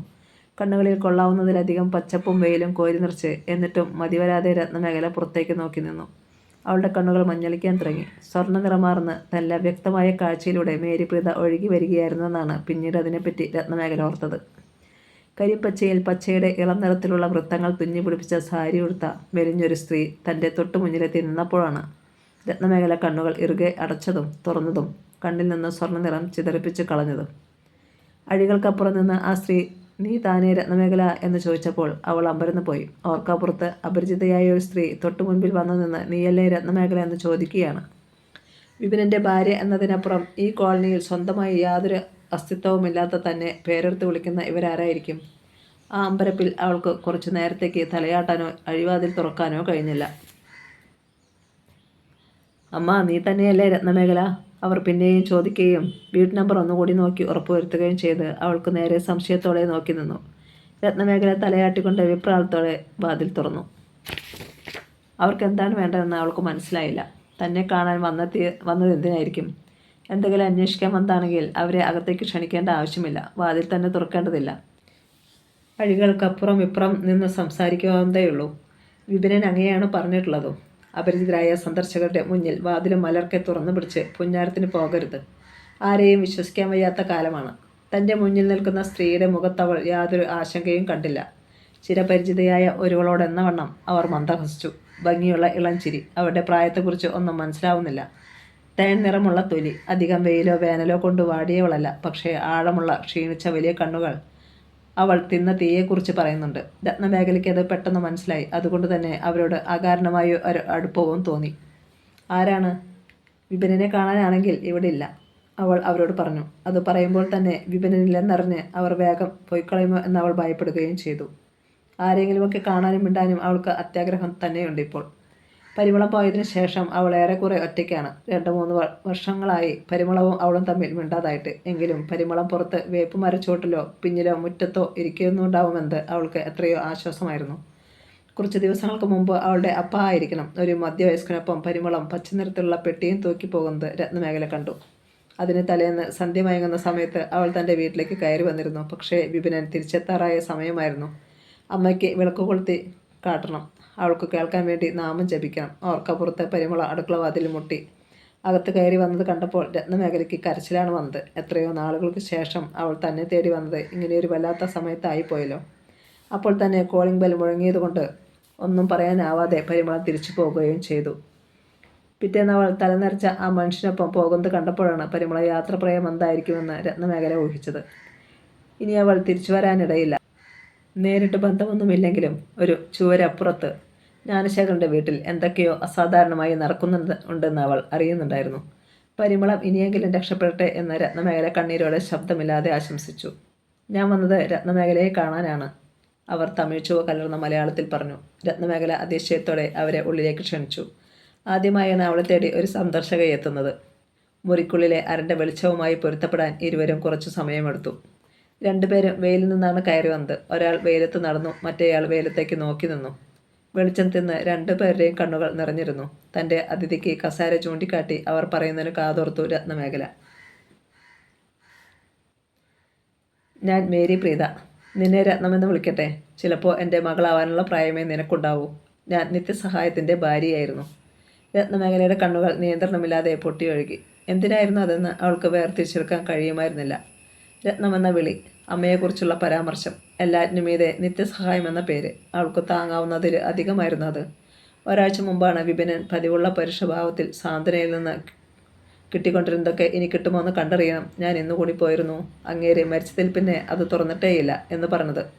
രത്നമേഖല ഞെട്ടലോടെ ആരെ എന്ന് എടുത്തു ചോദിച്ചു. അത്തരം ചോദ്യങ്ങൾ പതിവില്ലാത്തതുകൊണ്ട് വിപിനൻ അതിശയത്തോടെ അവൾക്ക് നേരെ തിരിഞ്ഞു. വേറെ ആര്? അയാൾ തന്നെ, നിത്യസഹായം. അങ്ങേര് ചത്തു. ഓ, ഇവിടെ വന്നിട്ടുണ്ടല്ലോ. നിന്നെ വർത്തമാനം പറഞ്ഞ് കയ്യിലെടുത്തിട്ടുണ്ടാവും. പരിചയമില്ലാത്തവരെ അകത്ത് കയറ്റരുതെന്ന് ഞാൻ പറഞ്ഞത് നീ ഒരിക്കലും അനുസരിക്കില്ല. ഇനി ഡയപ്പറും പ്രോട്ടീൻ പൊടിയുമൊന്നും വെറുതെ കിട്ടിയെന്ന് വരില്ല. നല്ല പോലെ സൂക്ഷിച്ചുപയോഗിച്ചോണം. വിപിനൻ ഇറങ്ങിപ്പോയി കഴിഞ്ഞ് ഏറെ നേരം അവളുടെ തല അതിരിക്കുന്നിടത്തു നിന്ന് വേർപെട്ട് എങ്ങോട്ടൊക്കെയോ കറങ്ങി തിരിയുന്നത് പോലെയായിരുന്നു. മുറിയുടെ ചുവരുകളിലൊക്കെ അത് ചെന്നിരിക്കുന്നുണ്ടായിരുന്നു. പക്ഷേ അവൾക്ക് വേദനിച്ചില്ല. അത്രയും മരവിപ്പായിരുന്നു. ഏറെ നേരത്തിന് ശേഷമാണ് അവൾക്ക് പൂർവ്വസ്ഥിതിയിലെത്തിയതായി തോന്നിയത്. നിത്യസഹായം വന്ന ദിവസം അവളുടെ ഓർമ്മയിൽ തെളിഞ്ഞു. അന്നയാൾ മായാജനപടലത്തിലെ കഥ പറഞ്ഞിട്ട് മായയാണെങ്കിൽ ജനകനായി പോയില്ലേ എന്നോ മറ്റോ അവളോടെന്തോ പറഞ്ഞിരുന്നു. നീ തിരിച്ചു പോകൂ എന്നവളെ സ്നേഹത്തോടെ നിർബന്ധിച്ചിരുന്നു. എത്രയോ കാര്യങ്ങൾക്ക് ശേഷമായിരുന്നു അവൾ അങ്ങനെയൊരു സ്വാതന്ത്ര്യം അനുഭവിച്ചത്. വീണ്ടും കാണണമെന്നും ഇളം ചൂടുള്ളതെന്ന് തോന്നിപ്പിക്കുന്ന ശബ്ദത്തിലുള്ള വാക്കുകൾ കേൾക്കണമെന്നും പിന്നീട് പലപ്പോഴും അവൾ ആഗ്രഹിച്ചു. എന്തെങ്കിലും ഒരിക്കൽ വീടിന് പുറത്തിറങ്ങുമ്പോൾ സ്വാതനയിൽ പോകണമെന്ന് അവൾ തീരുമാനിക്കുക പോലും ചെയ്തു. വിപിനൻ്റെ മേശയിൽ നിന്ന് സ്വാതനയുടെ രശീതി സംഘടിപ്പിച്ച് അഡ്രസ്സിന് വേണ്ടി അവൾ ബാഗിൽ സൂക്ഷിച്ചു വെച്ചിട്ടുണ്ട്. ഓഫീസ് നമ്പർ ഉണ്ടെങ്കിലും അതിൽ വിളിക്കാൻ അവൾക്ക് ധൈര്യം തോന്നിയിരുന്നില്ല. ഇപ്പോഴിതാ നിത്യസഹായം മരിച്ചിരിക്കുന്നു. ആ മരണം എങ്ങനെയായിരുന്നുവെന്നറിയാൻ അവൾക്കൊരു വഴിയും ഉണ്ടായിരുന്നില്ല. ആരോട് ചോദിക്കാനാണ്? അറിയാവുന്ന ഒരാൾ വിപിനാണ്. വിപിനോട് ചോദിക്കുന്നതിലും ഭേദം തൂങ്ങിച്ചാവുകയായിരിക്കും. ദിവസങ്ങളോളം അവളുടെ ഉള്ളുരുക്കിക്കൊണ്ടിരുന്നു. പുറത്തേക്കൊന്നും അറിയാതിരിക്കാൻ അവൾ വേവും ചൂടുമൊക്കെ ഉള്ളിൽ തന്നെ അമർത്തി. അതുകൊണ്ടാവും അവളുടെ ദേഹം പനിച്ച് പൊള്ളിത്തുടങ്ങിയത്. ഇപ്പോഴും ആ പൊള്ളലും നീറ്റലും അവസാനിച്ചിട്ടില്ല. താൻ ഇനി ഒരിക്കലും നിത്യസഹായത്തെക്കുറിച്ചൊന്നും അറിയാൻ പോകുന്നില്ല. അയാളുടെ മരണകാരണവും അറിയാനിടയില്ല എന്നോർക്കുമ്പോഴൊക്കെ അവൾക്ക് പൊള്ളും. പെട്ടെന്നൊരു ദിവസം മേരി പ്രീത എന്ന പേരുള്ള സ്ത്രീ അവൾക്ക് മുന്നിലിരുന്ന് ഞാൻ നിത്യസഹായത്തിൻ്റെ ഭാര്യയായിരുന്നു എന്ന് പറയുന്നു. രത്നമേഖല നീറുന്ന കണ്ണുകൾ തുറന്നു അടച്ചും അവരെ തന്നെ നോക്കി നിന്നു. അവൾക്ക് വാക്കുകൾ മുട്ടിപ്പോയിരുന്നു. എനിക്ക് കുറച്ച് വെള്ളം തന്നിട്ട് കുട്ടി ഇവിടെ ഇരിക്കൂ. വെയിലത്ത് നടന്നിട്ട് തളർന്നു. ഒരേപോലത്തെ എത്രയെത്ര വീടുകൾ. ഇങ്ങനെ ഒരച്ചിലിട്ട് വാർത്ത ഓരോ വീടിനുള്ളിലും എത്ര വ്യത്യസ്തമായ ജീവിതങ്ങളാണെന്ന് പണ്ട് ബാങ്ക് കോളനിയിൽ താമസിക്കുന്ന കാലത്ത് ഞാൻ ഓർക്കാറുണ്ടായിരുന്നു. പിന്നെയും ആലോചിച്ചാൽ ഒരു വീടിനുള്ളിൽ തന്നെ എത്രയെത്ര ജീവിതങ്ങളാണല്ലേ. ഒരു വീട്ടിലെ ഓരോരുത്തരും വേറെ വേറെ ജീവിതങ്ങൾ ജീവിച്ചു തീർക്കുന്നു. മേരി പ്രീതയ്ക്ക് കൊടുക്കാൻ നന്നാരിയും രാമച്ചവും ചേർത്ത വെള്ളത്തിൽ നാരങ്ങ പിഴിയുമ്പോൾ നിത്യസഹായത്തിനു വേണ്ടി വെള്ളമുണ്ടാക്കിയത് അവൾക്ക് ഓർമ്മ വരികയും വീണ്ടും കണ്ണുനീർ കുതിച്ചു ചാടുകയും ചെയ്തു.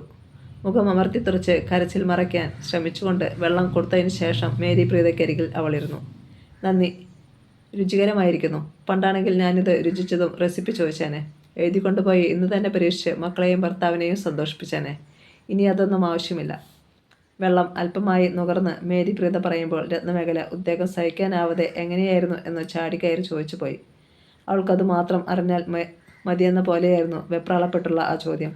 അതിൻ്റെ ഉത്തരം താൻ അറിഞ്ഞില്ലെങ്കിൽ ജീവിതം വ്യർത്ഥമായി പോകുമെന്ന് അവൾ ഭയപ്പെട്ട പോലുണ്ടായിരുന്നു. മേരി പ്രീതയ്ക്കും അത് മനസ്സിലായിട്ടുണ്ടാവും. ഇന്നേക്ക് 10 ദിവസമായി. സൂയിസൈഡായിരുന്നു. വെയിൻ കട്ട് ചെയ്തു. രാത്രിയിൽ എപ്പോഴെങ്കിലും ആവണം. രാവിലെ വാതിൽ തുറക്കാത്തു കണ്ടാണ് സാന്ത്വനയുടെ ചുമതലക്കാരൻ പയ്യൻ ചെന്നതും കണ്ടതും. അപ്പോഴേക്ക് പോയി കഴിഞ്ഞിരുന്നു. വികാരങ്ങളില്ലാത്ത ശബ്ദത്തിലാണ് മേരി പ്രീത പറഞ്ഞത്. ഒരുപക്ഷെ എല്ലാ വികാരങ്ങളും തിങ്ങി നിറഞ്ഞിരുന്നുകൊണ്ട് അതങ്ങനെ തോന്നിപ്പിച്ചതുമായിരിക്കും. നിത്യസഹായം ആത്മഹത്യ ചെയ്യുകയായിരുന്നു എന്ന അറിവ് രത്നയെ ഞെട്ടിച്ചു. ഉറപ്പും കരുത്തുമുള്ള മനുഷ്യനെന്ന് അവൾ അയാളെപ്പറ്റി വിചാരിച്ചിരുന്നു. അത്തരം സ്ഥിരതയുള്ള മാനസികാവസ്ഥ തനിക്കുണ്ടായിരുന്നെങ്കിൽ എന്ന് ആഗ്രഹിച്ചിരുന്നു. എങ്കിൽ ഏത് പ്രതിസന്ധിയിലും വാടാതെ ഉലയാതെ നിലക്കാമായിരുന്നു. ഞാൻ എന്തിനാണ് നിന്നെ കാണാൻ വന്നതെന്ന് അതിശയിക്കുന്നുണ്ടാവും. എന്തുകൊണ്ടോ പോകുന്നതിന് മുമ്പ് നിന്നെ മാത്രം കാണണമെന്ന് തോന്നി. മേരി പ്രീത അടുത്ത ദിവസം തിരിച്ചു പോകാൻ തീരുമാനിച്ചിരുന്നു. നാട്ടിലെത്തി പിറ്റേന്ന് തന്നെ അവൾ പള്ളിയിൽ പോവുകയും നിത്യസഹായത്തിൻ്റെ കല്ലറയിൽ പൂക്കൾ വയ്ക്കുകയും ചെയ്തു. അവൾക്ക് കരച്ചിൽ വന്നില്ല. തന്നെ പലതവണ ഒറ്റയ്ക്കാക്കിയ ഒരാളെക്കുറിച്ചോർത്ത് പുതിയതായി വീണ്ടും കരയുന്നത് എന്തിനാണെന്ന് അവൾക്ക് മനസ്സിലായതുമില്ല. അവൾ തളർന്നു വീഴുമെന്നൊക്കെ കരുതി. അവൾക്കൊപ്പം തുണയായി വന്ന ബന്ധു മേരി പ്രീതയുടെ നിർവികാരമായ മുഖം കണ്ട് അമ്പരന്ന് പോയി.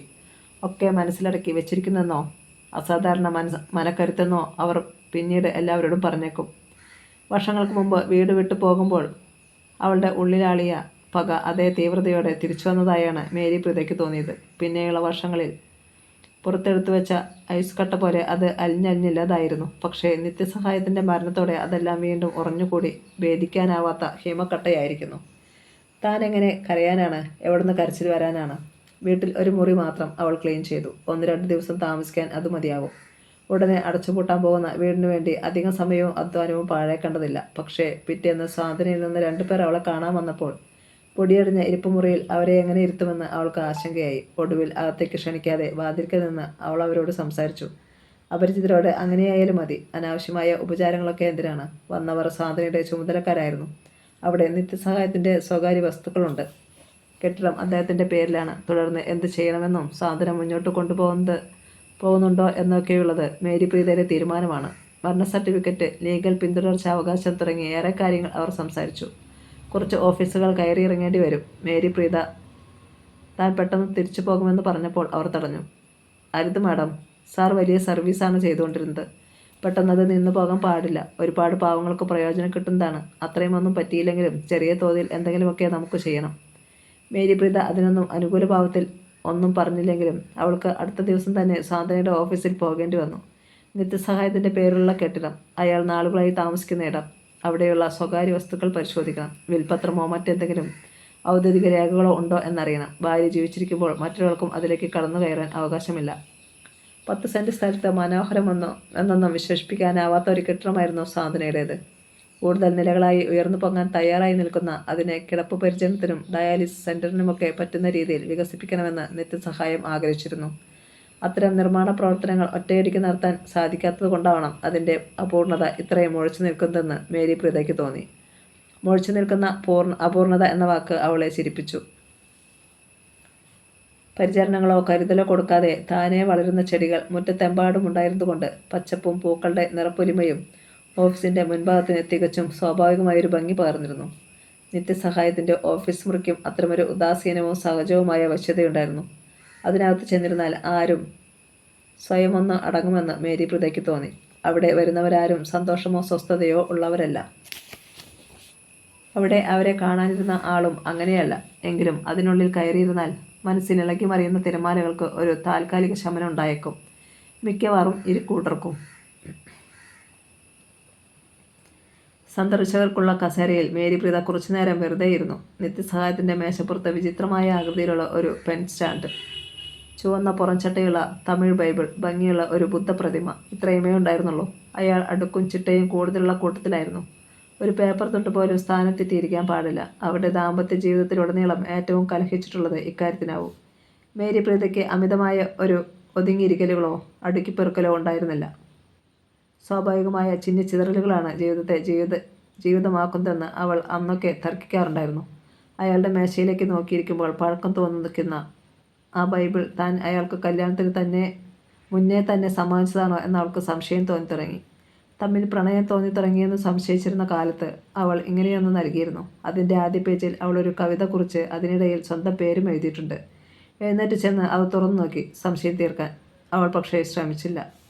സാധനയിലെ ജോലിക്കാരാവണം. ഏതൊക്കെയോ സ്ത്രീകൾ അവളെ വന്നെത്തി നോക്കി. സഹതാപവും ആശ്ചര്യമൊക്കെ നിറഞ്ഞ കണ്ണുകളോടെ തന്നെ നോക്കുന്ന ആ സ്ത്രീകൾ എന്തായിരിക്കും വിചാരിക്കുന്നതെന്ന് അവൾ ഓർത്തു. നിത്യസഹായം സ്വന്തം കുടുംബത്തെപ്പറ്റി എന്തായിരിക്കും അവരോടൊക്കെ പറഞ്ഞിട്ടുണ്ടാവുക? ഇട്ടിട്ട് പോയവൾ എന്ന ദേഷ്യത്തോടെയാണോ അവർ നോക്കുന്നത്? അതോ എല്ലാം പോയവൾ എന്ന സഹതാപത്തോടെയോ? അവൾ തല കുനിച്ചിരുന്നു. ആരോ അവൾക്ക് ഒരു കപ്പ് കാപ്പി കൊണ്ടുവന്ന് കൊടുത്തു.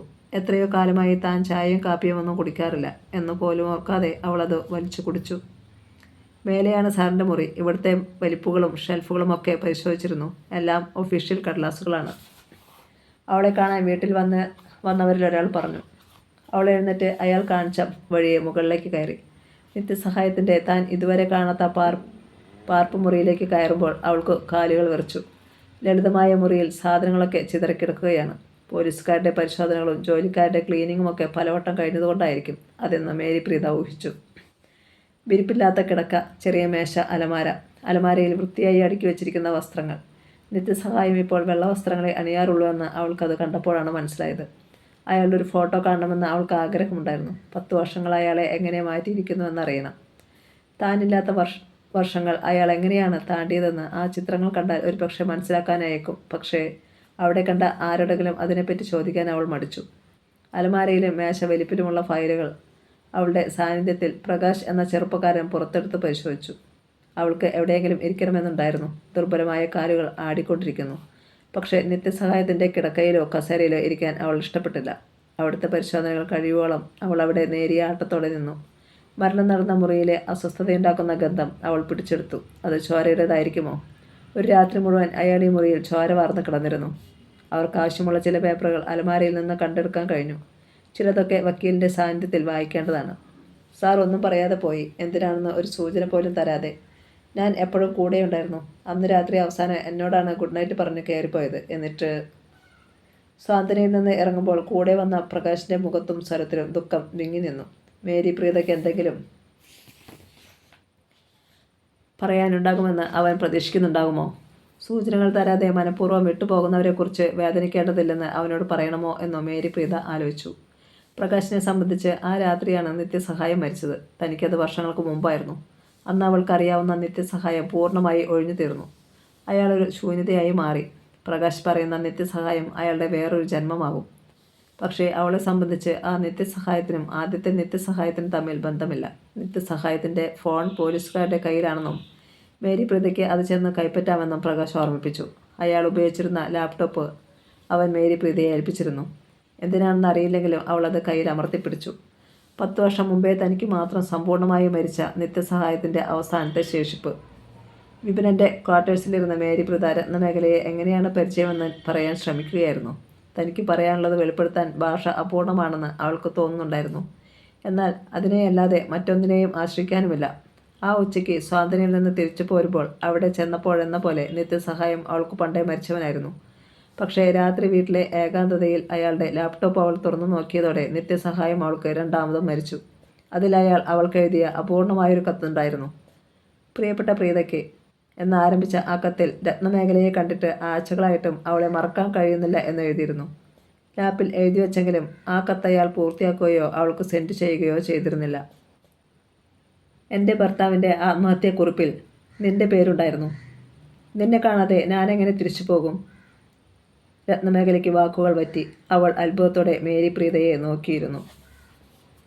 രാത്രിയിൽ എപ്പോഴോ ഉറക്കം ഞെട്ടി ഉണരുകയും വെളുക്കാൻ ഇനിയുമേറെ നേരമുണ്ടെന്നറിഞ്ഞ് എന്ത് ചെയ്യണമെന്നറിയാതെ കിടക്കയിൽ എഴുന്നേറ്റിരിക്കുകയും ചെയ്തപ്പോഴാണ് മേരി പ്രീത ഉച്ചയ്ക്ക് താൻ കൊണ്ടുവന്ന് സൈഡ് ടേബിളിൽ ഉപേക്ഷിച്ച ലാപ്ടോപ്പ് ശ്രദ്ധിച്ചതും സമയം കളയാനായി അത് തുറന്നു നോക്കിയതും. വേറൊരാളുടെ സ്വകാര്യ വസ്തുക്കളിലേക്ക് കടന്നു കയറുന്നത് അവളെ ലജ്ജിപ്പിക്കുന്നുണ്ടായിരുന്നു. പക്ഷേ ഞാനെന്ത് ചെയ്യാനാണ്? ഈ രാത്രി എനിക്ക് മറികടക്കണമല്ലോ എന്നവൾ സ്വയം ഉരുവിട്ടു. ഫയലുകളും ഫോൾഡറുകളും ഒക്കെ അവൾ വെറുതെ തുറന്നു നോക്കി. നിത്യസഹായത്തിൻ്റെ ഫോട്ടോ എന്തെങ്കിലും ഉണ്ടോ എന്ന് പരിശോധിച്ചു. വ്യക്തിപരമായതൊന്നും അവൾ അതിനുള്ളിൽ കണ്ടെത്തിയില്ല. എല്ലാം സ്വാതന്ത്ര്യവുമായി ബന്ധപ്പെട്ട രേഖകൾ മാത്രം. ആ സ്ഥാപനം ഇനി ആരെങ്കിലും തുടർന്നു പോവുകയാണെങ്കിൽ തീർച്ചയായിട്ടും ഇതെല്ലാം അവർക്ക് ആവശ്യമായി വരും. തൊട്ടടുത്ത ദിവസം തന്നെ ലാപ്ടോപ്പ് സഹിതം എല്ലാം തിരിച്ചു കൊടുക്കണമെന്ന് മേരി പ്രീത നിശ്ചയിച്ചു. ഷട്ട് ഡൗൺ ചെയ്യുന്നതിന് മുൻപ് അവൾ മെയിലിലേക്ക് കൂടി പോയി നോക്കി. പാസ്വേഡ് ചോദിച്ചപ്പോൾ വെറുതെ ചായ എന്ന് ടൈപ്പ് ചെയ്തു. മെയിൽ തുറന്നു വന്നപ്പോൾ അത്ഭുതമൊന്നും തോന്നിയില്ല. ഇടയ്ക്ക് തനിക്ക് അയച്ചവയുടെ അടക്കം ഒരുപാട് കത്തുകൾ. ലോഗൗട്ട് ചെയ്യും മുമ്പ് എന്തോ ഉൾപ്രേരണയിൽ ഡ്രാഫ്റ്റിലേക്ക് പോയി നോക്കിയതായിരുന്നു. അവളെ അമ്പരിപ്പിച്ചുകൊണ്ട് അവിടെ തന്നെ സംബോധന ചെയ്തെഴുതിയ ഒരു കത്ത് മേരി പ്രീത കണ്ടെത്തി. ഒരു പക്ഷേ നിത്യസഹായത്തിൻ്റെ ആത്മഹത്യക്കുറിപ്പ്. വർഷങ്ങൾക്ക് ശേഷം ഡിയർ പ്രീത എന്ന പഴയ സംബോധന. മധുക്കരയിലെ മെട്രിക്കുലേഷൻ ഗേൾസ് ഹൈസ്കൂളിൽ വെച്ചാണ് മേരി പ്രീത നിത്യസഹായത്തെ ആദ്യമായി കണ്ടത്. മറ്റെന്തോ ആവശ്യത്തിനായി വന്നതായിരുന്നു അയാൾ അവിടെ. പിന്നീട് ആ പരിചയം പ്രണയത്തിലേക്കും വിവാഹത്തിലേക്കും എത്തിയിട്ടും ടീച്ചർ എന്ന ആദ്യത്തെ വിളി അയാൾ വിട്ടിരുന്നില്ല. ഏറ്റവും ഇൻറ്റിമേറ്റായ സന്ദർഭങ്ങളിൽ മാത്രമായിരുന്നു പ്രീത എന്ന് വിളിച്ചിരുന്നത്. മേരി പ്രീതയുടെ ഉടലാകെ വിറച്ചു. അവൾക്ക് തോന്നി, ഇതാണ് നിത്യസഹായം തനിക്കായി അവശേഷിപ്പിച്ച അവസാനത്തെ ആഘാതം. ഇത് കണ്ടെത്തിയിരുന്നില്ലെങ്കിൽ തനിക്ക് അയാൾ എന്നേ ഇല്ലാതായി കഴിഞ്ഞിരുന്നു എന്ന ചിന്തയോടെ കണ്ണീരില്ലാതെ തിരിച്ചു പോകുമായിരുന്നു. ഏത് ദുരന്തത്തെയും കണ്ണീർ നനവില്ലാതെ മറികടക്കാൻ കഴിയുമ്പോഴാണ് അതിൽ നിന്നകലെ ആവുന്നതെന്ന് മേരി പ്രീതയ്ക്കറിയാം. ചായയെയും സ്വപ്നനെയും പറ്റി ഓർക്കുമ്പോൾ അവളിപ്പോൾ കരയാറില്ല. പകരം അവരുമൊത്തുള്ള എല്ലാ നിമിഷങ്ങളുടെ ഓർമ്മ അവളെ സന്തോഷിപ്പിക്കുകയാണ് പതിവ്. ആദ്യത്തെ മകൾക്ക് തേൻമൊഴി എന്ന മധുരമുള്ള പേരിടണമെന്ന് താൻ ദിവസങ്ങളോളം തർക്കിച്ചതും ചായ എന്ന പേരുമായി നിത്യസഹായം ഒരിഞ്ച് പോലും വിട്ടുതരാതെ മത്സരിച്ചതുമൊക്കെ അവളുടെ ചുണ്ടിൽ ചിരി വരുത്താറു പോലുമുണ്ട്. കാലം എല്ലാത്തരം അനുഭവങ്ങളിൽ നിന്ന് വികാരങ്ങളെ അരിച്ചെടുത്തു മാറ്റുന്നു. നിത്യസഹായത്തിൻ്റെ മരണവാർത്തയറിഞ്ഞ് ഈ നിമിഷം വരെ അവളുടെ കണ്ണുകൾ നിറഞ്ഞിട്ടില്ല. അയാളുടെ അവസാനത്തെ കത്ത് വായിക്കുന്നതുവരെ അവൾക്ക് കരയാൻ തോന്നിയിരുന്നതുമില്ല. വളരെ സമയമെടുത്താണ് അവൾ അത് വായിച്ചു തീർത്തത്.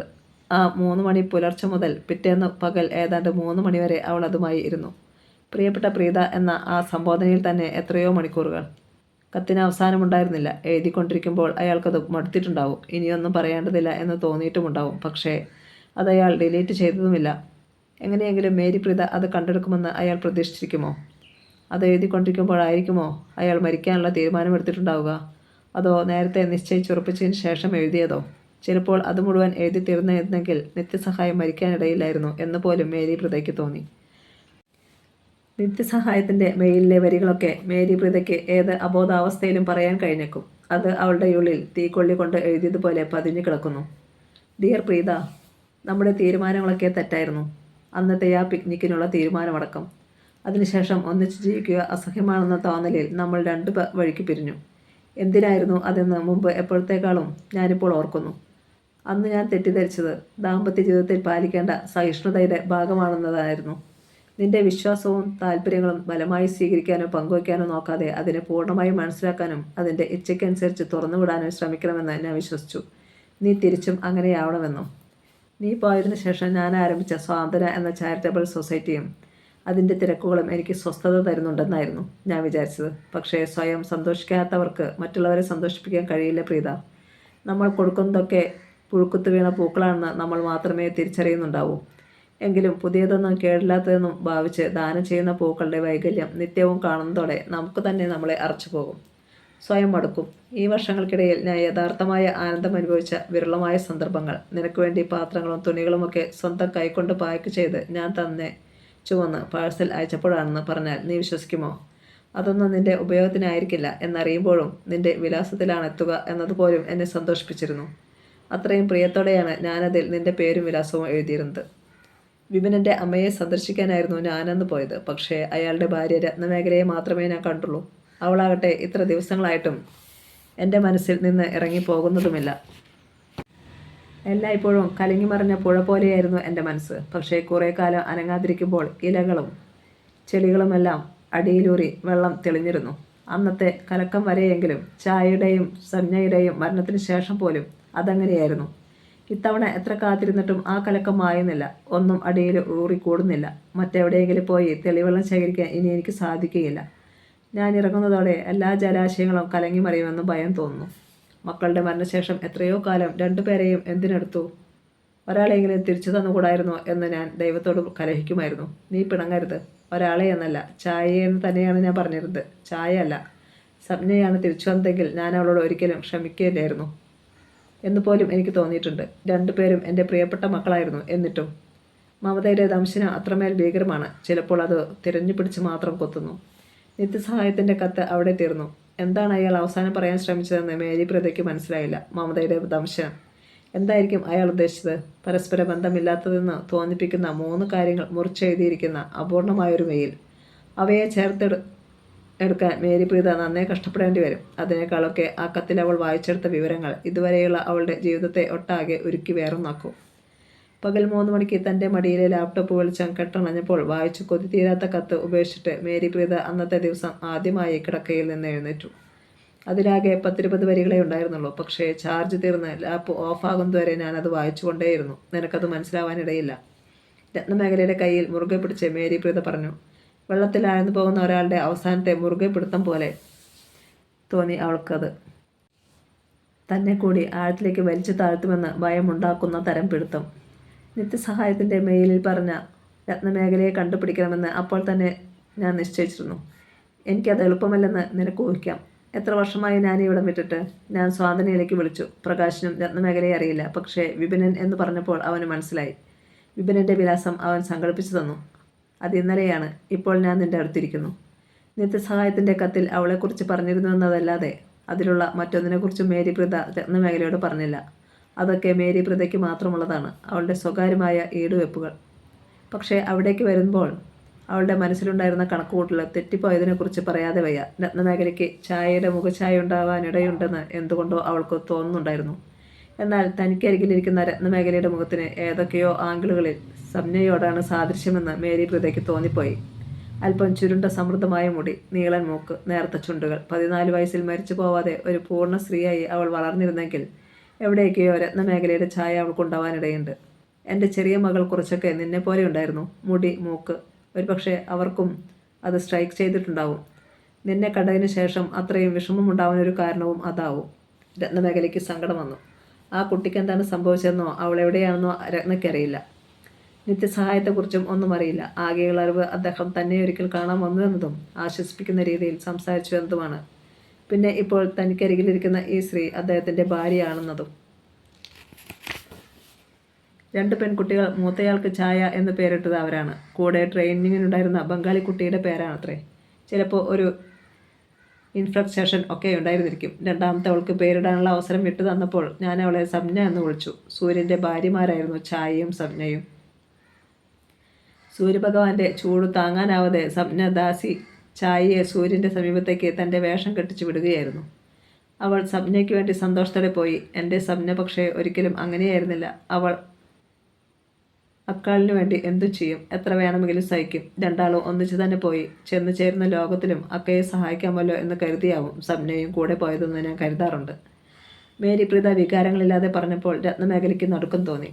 അതിനെപ്പറ്റി കൂടുതൽ പറയാൻ താല്പര്യമില്ലാത്തതുപോലെ മേരി പ്രീത ചോദിച്ചു. അതുപോട്ടെ, എന്താണ് അവർ വന്ന് നിന്നോട് സംസാരിച്ചത്? രത്നമേഖല ആ ദിവസം ഓർമ്മയിൽ നിന്ന് ചികഞ്ഞെടുത്തു. അതൊരു നല്ല ദിവസമായിരുന്നു. നിത്യസഹായം വന്നതുകൊണ്ട് മാത്രമാണത് നല്ല ദിവസമായത്. അദ്ദേഹം പറഞ്ഞതിൽ ചിലതൊക്കെ അവൾ ഓർത്തിരിക്കുന്നുണ്ട്. അതിലേറ്റവും പ്രധാനം അവളോട് ഇവിടെ നിന്ന് പോകൂ എന്ന് പറഞ്ഞതായിരുന്നു. സ്വന്തം തോണിയിൽ വിശ്വാസം അർപ്പിച്ച് സ്വയം തുഴഞ്ഞു പോകൂ എന്നോ മറ്റോ ആയിരുന്നു പറഞ്ഞത്. തുഴഞ്ഞു പോകാൻ ഒരു ജലാശയവുമില്ലാത്ത അവസ്ഥയിൽ രത്നമേഖലയ്ക്ക് ആ പദ്ധതി പ്രാവർത്തികമാക്കാനൊന്നും പറ്റില്ലായിരുന്നു. എങ്കിലും അവൾ ആ ഉദ്ദേശം ഓർത്തിരിക്കുന്നു. അതിൽ സ്നേഹവും കരുതലും ഉണ്ടായിരുന്നു. തികച്ചും അപരിചിത ആയവളോടുള്ള ആ പരിഗണനയിൽ അവൾ അടിമുടി കുതിർന്നു പോയിരുന്നു. ഒന്ന് തൊട്ടാൽ തന്നെ അടർന്നു മെലിഞ്ഞു പോകുന്ന മൺകൂന പോലെ. രത്നമേഖല പറഞ്ഞതൊക്കെ മേരി പ്രീത കേട്ടിരുന്നു. അവളുടെ വലിയ കണ്ണുകൾ കഴിഞ്ഞ രാത്രി മുഴുവൻ കരഞ്ഞു തുറന്നുകൊണ്ട് ഇപ്പോൾ നിശ്ചയദാർഢ്യത്തോടെ വരണ്ടും ഉണങ്ങിയുമിരുന്നു. എനിക്ക് നിൻ്റെ മാമിയാരെ കാണണം. അവർക്ക് വേണ്ടിയാണ് 10 വർഷമായി വിപിനൻ സാധനയിൽ വന്നിരുന്നതെന്ന് പ്രകാശ് പറഞ്ഞു. മേരി പ്രീത ആവശ്യപ്പെട്ടപ്പോൾ രത്നമേഖല അവളെ അകത്തെ മുറിയിലേക്ക് കൊണ്ടുപോയി. വിനോദിനി അപ്പോഴും മയക്കത്തിലായിരുന്നു. കുറച്ച് ദിവസങ്ങളായി ഉറക്കത്തിനുള്ള മരുന്നുകൾ കൊടുക്കാതെ തന്നെ അവർ കൂടുതൽ നേരവും മയങ്ങിക്കിടക്കുന്നു. ഇടയ്ക്കൊക്കെ ചെറുതായി ഫിറ്റ്സും വരുന്നുണ്ട്. 10 വർഷത്തിന് ശേഷം അവരുടെ പുറത്ത് ആദ്യത്തെ പുണ്ണ് പ്രത്യക്ഷപ്പെട്ടിരിക്കുന്നു. രത്നമേഖല അതിനെ ശ്രദ്ധാപൂർവം പരിചരിച്ചുണക്കാൻ ശ്രമിക്കുന്നുണ്ട്. പക്ഷേ അതുകൊണ്ട് ഫലമുണ്ടാകുമോ എന്നറിയില്ല. അവരുടെ ബ്ലഡ് ഷുഗറും രക്തസമ്മർദ്ദവും ഒക്കെ പരിശോധിക്കണമെന്ന് വിപിനോട് പറയാതെയല്ല. മധുരവും ഉപ്പും കുറച്ച് കൊടുത്താൽ മതി എന്നയാൾ തീർപ്പ് കൽപ്പിച്ചു. എൻ്റെ അമ്മയ്ക്ക് അത്തരം രോഗങ്ങളൊന്നും വരില്ല. ഞങ്ങളുടെ കുടുംബത്തിൽ ആർക്കും ഇതൊന്നുമില്ല. പഞ്ചസാര വാരിക്കൊടുത്ത് നീ അമ്മയെ രോഗിയാക്കാതിരുന്നാൽ മതി. അയാൾ ഒച്ച വെച്ചപ്പോൾ അമ്മ ക്ഷീണിച്ച മിഴികൾ പാതി തുറന്ന് കേട്ടുകിടക്കുകയാണെന്ന് രത്നമേഖലയ്ക്ക് തോന്നി. അവർക്കിനി തീർച്ചയായും എയർബഡ് വേണ്ടിവരും. സാന്ത്വന കൂടി ഇല്ലാതായതോടെ അതവർക്ക് കിട്ടാനുള്ള സാധ്യതയും മങ്ങിയിരിക്കുന്നു. വിപിനൻ മറ്റേതെങ്കിലും ചാരിറ്റി സ്ഥാപനം കണ്ടെത്തിയാൽ നല്ലത്. മേരി പ്രീത വിനോദിനിയെ ശ്രദ്ധിച്ചു നോക്കി. 10 വർഷങ്ങൾ അവരെ ഇത്ര നന്നായി പരിചരിച്ചതിൻ്റെ പേരിൽ രത്നമേഖലയെ പ്രശംസിക്കാനൊന്നും തുനിഞ്ഞില്ല അവൾ. ഇവർക്ക് ഒരു കാലത്തും സന്തോഷമുണ്ടായിരുന്നില്ല എന്നെനിക്ക് തോന്നുകയാണ്. ഇവരുടെ ലൈഫ് എങ്ങനെയായിരുന്നു എന്നൊന്നും എനിക്കറിയില്ല. സന്തോഷമില്ലാത്ത ജീവിതത്തിലേക്ക് എണീറ്റ് വരാൻ തോന്നാത്തതുകൊണ്ട് കിടക്കയെ ശരണം പ്രാപിച്ചതുപോലെ തോന്നിപ്പോകുന്നു. എന്തായാലും കാഴ്ചയ്ക്ക് ഇവർ നന്നായും ഇവരെ ശുശ്രൂഷിക്കുന്ന നീ രോഗിണിയെ പോലെയുമുണ്ട്. തൻ്റെ രൂപത്തെപ്പറ്റി ആദ്യമായി കാണുന്ന ഒരാൾ പറയുന്നത് രത്നമേഖലയെ ലജ്ജിപ്പിച്ചു. മേരി പ്രീത വിനോദിനിയുടെ കട്ടിലിനടുത്തിട്ട കസേരയിലിരുന്നു. നീയും ഇരിക്കൂ, നമ്മൾ സംസാരിക്കുന്നത് ഇവരും കേൾക്കട്ടെ എന്ന് രത്നമേഖലയെ ക്ഷണിച്ചു. ഞാൻ തിരിച്ചു പോകുന്നതിന് മുമ്പ് നിന്നെയൊന്ന് കാണണമെന്ന് ആഗ്രഹിച്ചുള്ളൂ. എൻ്റെ ഭർത്താവിനെ ഇത്രയും ആഴത്തിൽ ഒലിച്ചു കളഞ്ഞ സ്ത്രീ ആരാണെന്നറിയാനുള്ള ആകാംക്ഷയായിരുന്നു അത്. നിനക്ക് അവരുടെ മരണത്തിൻ്റെ കാരണങ്ങളെക്കുറിച്ച് എന്തെങ്കിലും സൂചന തരാനുണ്ടാവുമോ എന്നും എനിക്ക് പ്രതീക്ഷയുണ്ടായിരുന്നു. സോറി മാഡം, എനിക്കറിയില്ല. മരിച്ചതുപോലും എത്ര ദിവസങ്ങൾ കഴിഞ്ഞാണ് ഞാൻ അറിഞ്ഞത്. എങ്ങനെയായിരുന്നു എന്നത് ഇപ്പോഴാണ് അറിയുന്നത്. മേരി പ്രീത അവളെ തന്നെ നോക്കിയിരുന്നു. നീണ്ടൊരു നിശബ്ദതയ്ക്ക് ശേഷം അവൾ ചോദിച്ചു, നിനക്ക് ഇവിടുന്ന് പോകാൻ ശരിക്കും ആഗ്രഹമില്ലേ? നീ പഠിച്ചവളാണ്. നീ പുറത്തു പോകൂ. പോകാൻ ഇടമില്ലെന്ന് വ്യസനിക്കരുത്. ആഗ്രഹിച്ചാൽ എല്ലായിടവും നമുക്കിണങ്ങുന്ന വിധത്തിൽ മാറ്റിയെടുക്കാം. നീ സാധനയിലേക്ക് വരൂ. നിത്യസഹായം പോയതുകൊണ്ട് അത് നിലച്ചു പോകാൻ പാടില്ല. അവർക്കതിനെ കിടപ്പ് പരിചരണം കൂടി കൊടുക്കുന്ന ഒന്നാക്കി വളർത്താൻ താല്പര്യമുണ്ടായിരുന്നു. നിന്റെ മാമിയാരെയും നമുക്ക് അങ്ങോട്ട് മാറ്റാം. നിനക്ക് അവിടെ ഇതേ ജോലി അന്തസ്സോടെയും സന്തോഷത്തോടെയും ചെയ്യാം. തീർച്ചയായും നിനക്ക് ശമ്പളവും കിട്ടും. മേരി പ്രീതയ്ക്ക് താൻ പറയുന്നത് എന്താണെന്ന് സത്യത്തിൽ മനസ്സിലാകുന്നില്ലായിരുന്നു. പിറ്റേന്ന് തിരിച്ചു പൂനെയിലേക്ക് പോകാൻ നിശ്ചയിച്ച അവർ രത്നമേഖലയ്ക്ക് ഇങ്ങനെയൊരു ഓഫർ കൊടുക്കുന്നത് വിചിത്രമായിരുന്നു. സാന്ത്വന ഏറ്റെടുക്കലോ കൂടുതൽ വിപുലമായ രീതിയിൽ അത് നടത്തിക്കൊണ്ടു പോകലോ അവളുടെ ദുസ്വപ്നങ്ങളിൽ പോലും ഉണ്ടായിരുന്നില്ല. നിത്യസഹായത്തിൻ്റെ മനസ്സിനെ പിന്നീട് ഒരിക്കലും തെളിഞ്ഞു വരാത്ത വിധം കലക്കിക്കളഞ്ഞ സ്ത്രീയെ ഒന്ന് കാണാനും അവർ തമ്മിലുണ്ടായ സംഭാഷണത്തെക്കുറിച്ച് അറിയാനുമുള്ള കൗതുകം മാത്രമായിരുന്നു ഇവിടെ എത്തുവോളം അവൾക്കുണ്ടായിരുന്നത്. ഇപ്പോൾ രത്നമേഖലയെ അവിടുന്ന് പുറത്തേക്ക് കൊണ്ടുപോകണമെന്ന ആഗ്രഹം അവളിൽ ശക്തമായിരിക്കുന്നു. നിത്യസഹായത്തെ പോലെ വെറുതെ ഉപദേശിക്കുകയല്ല, രത്നമേഖലയ്ക്ക് പ്രവർത്തിക്കാൻ ഒരിടവും അവൾക്ക് നിർദ്ദേശിക്കാനുണ്ട്. ഒരുപക്ഷെ താനിനി പൂനെയിലേക്ക് തിരിച്ചു പോകാനിടയില്ലെന്നും അവൾക്ക് തോന്നുന്നുണ്ട്. എപ്പോഴും എന്തെങ്കിലും ചെയ്തുകൊണ്ടിരിക്കുക, ചെയ്യുന്നതിൽ തീക്ഷ്ണമായി മുഴുക്കുക, അതിൽ സ്വയം മറക്കുവോളം ആഴത്തിൽ ലയിച്ചു ചെയ്യുക. അത് നമുക്ക് പൂർണ്ണതയുടെ ആനന്ദം തരും. നിത്യസഹായം പ്രാക്ടീസ് ചെയ്യാൻ ശ്രമിച്ചത് അതായിരുന്നുവെന്ന് എനിക്കിപ്പോൾ മനസ്സിലാവുന്നുണ്ട്. പക്ഷേ അവർക്കത് മുഴുവനായും സാധിച്ചില്ല. ഇളകിമറിയുന്ന ഓർമ്മകളെ, അത്തരം ഓർമ്മകൾ ഉണർത്തുന്ന സന്ദർഭങ്ങളെ കൈയൊഴിക്കാൻ അവർക്ക് കഴിഞ്ഞില്ല. ആ സന്ദർഭങ്ങളിൽ നിന്ന് വഴുതി മാറാനും. അതുകൊണ്ട് കൂടെ അവർ അസ്വസ്ഥനായിക്കൊണ്ടിരുന്നു. പക്ഷേ നമുക്ക് ശ്രമിച്ചു നോക്കാൻ രത്നം. ഒന്നുമില്ലാത്തവരാണ് നമ്മൾ. ഒന്നുമില്ലാത്തവർക്ക് പങ്കുവയ്ക്കലുകൾ എളുപ്പമാണ്. നമ്മൾ നമുക്കുള്ളതല്ല കൊടുക്കുക, നമ്മളെ തന്നെയാണ്.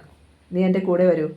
രത്നമേഖല മേരി പ്രീതയെ നോക്കിക്കൊണ്ടിരുന്നു. ആ വാക്കുകൾ അവളെ സന്തോഷിപ്പിക്കുന്നുണ്ടായിരുന്നു. മേരി പ്രീതയുടെ ക്ഷണം സ്വീകരിക്കണമെന്ന് അവളുടെ ഉടലും മനസ്സും ഒരുപോലെ വെമ്പി. ഞാൻ വരുന്നു എന്നുറക്കെ പറഞ്ഞുകൊണ്ട് മേരി പ്രീതയ്ക്കൊപ്പം ഈ നിമിഷം ഇറങ്ങണം. വിപിനെ ഭയന്നും അയാളുടെ അമ്മയെ പരിചരിച്ചുമുള്ള ആ നിസ്സഹായ ജീവിതം ഇനി വേണ്ട. ഒറ്റയ്ക്ക് നോക്കാൻ പറ്റില്ലെങ്കിൽ അമ്മയെ അയാൾ സാന്ത്വനയിലെത്തിക്കട്ടെ. അവൾ അവിടെ പ്രത്യേകമായ മമതകളൊന്നുമില്ലാതെ എല്ലാവരെയും ശുശ്രൂഷിക്കുന്ന പോലെ അമ്മയെയും നോക്കും. കിടക്കയിൽ വിനോദിനി ഞരക്കത്തോടെ കണ്ണുകൾ മിഴിച്ചു. അപരിചിത ഭാവത്തോടെ അവർ മേരി പ്രീതയെ നോക്കുകയാണെന്നും തനിക്കെതിരെ ഏതോ ഗൂഢാലോചന നടക്കുന്നതായി ഊഹിക്കുമെന്നും രത്നമേഖല പറയുന്നു. തീർച്ചയായും വിപിനത് അറിയും. രത്നമേഖല പോകാനുള്ള എല്ലാ വഴികളും അയാൾ അടച്ചു കളയും. മേരി പ്രീത യാത്ര പറഞ്ഞ് എഴുന്നേറ്റു. താൻ സാന്ത്വനയിലുണ്ടാവുമെന്നും രത്നമേഖലയ്ക്ക് എപ്പോൾ വേണമെങ്കിലും വിളിക്കുകയോ വരികയോ ചെയ്യാമെന്നും അവർ പറഞ്ഞപ്പോൾ രത്നമേഖല പേടിയോടെ അമ്മയെ തിരിഞ്ഞു നോക്കി. വാതിൽക്കലെത്തി നിറഞ്ഞ വെയിലിലേക്ക് നോക്കി ഒരു നിമിഷം നിന്ന് മേരി പ്രീത രത്നമേഖലയോട് ചിരിയോടെ പറഞ്ഞു, എനിക്കൊരു കവിത ഓർമ്മ വരുന്നു. ചെറിമരത്തെക്കുറിച്ചുള്ള ഒന്ന്. ചെറിമരം വെട്ടിപ്പിളർന്നാൽ പൂക്കളെവിടെ? വസന്തമെത്തുമ്പോൾ പക്ഷേ പൂക്കളാണെങ്ങും. നേർത്തു മധുരമായ ഒച്ചയിൽ തമിഴിലായിരുന്നു മേരി പ്രീത ചൊല്ലിയത്. രത്നമേഖലയ്ക്ക് അർത്ഥം മനസ്സിലായി. അവൾക്കും ചിരിയൂറി വന്നു. വസന്തമെത്തും വരെ പൂക്കൾ ഒളിച്ചിരിക്കുന്ന നിഗൂഢമായ ഇടങ്ങൾ എവിടെയായിരിക്കുമെന്ന് അവളും ഓർത്തു. കഥ തുടരും.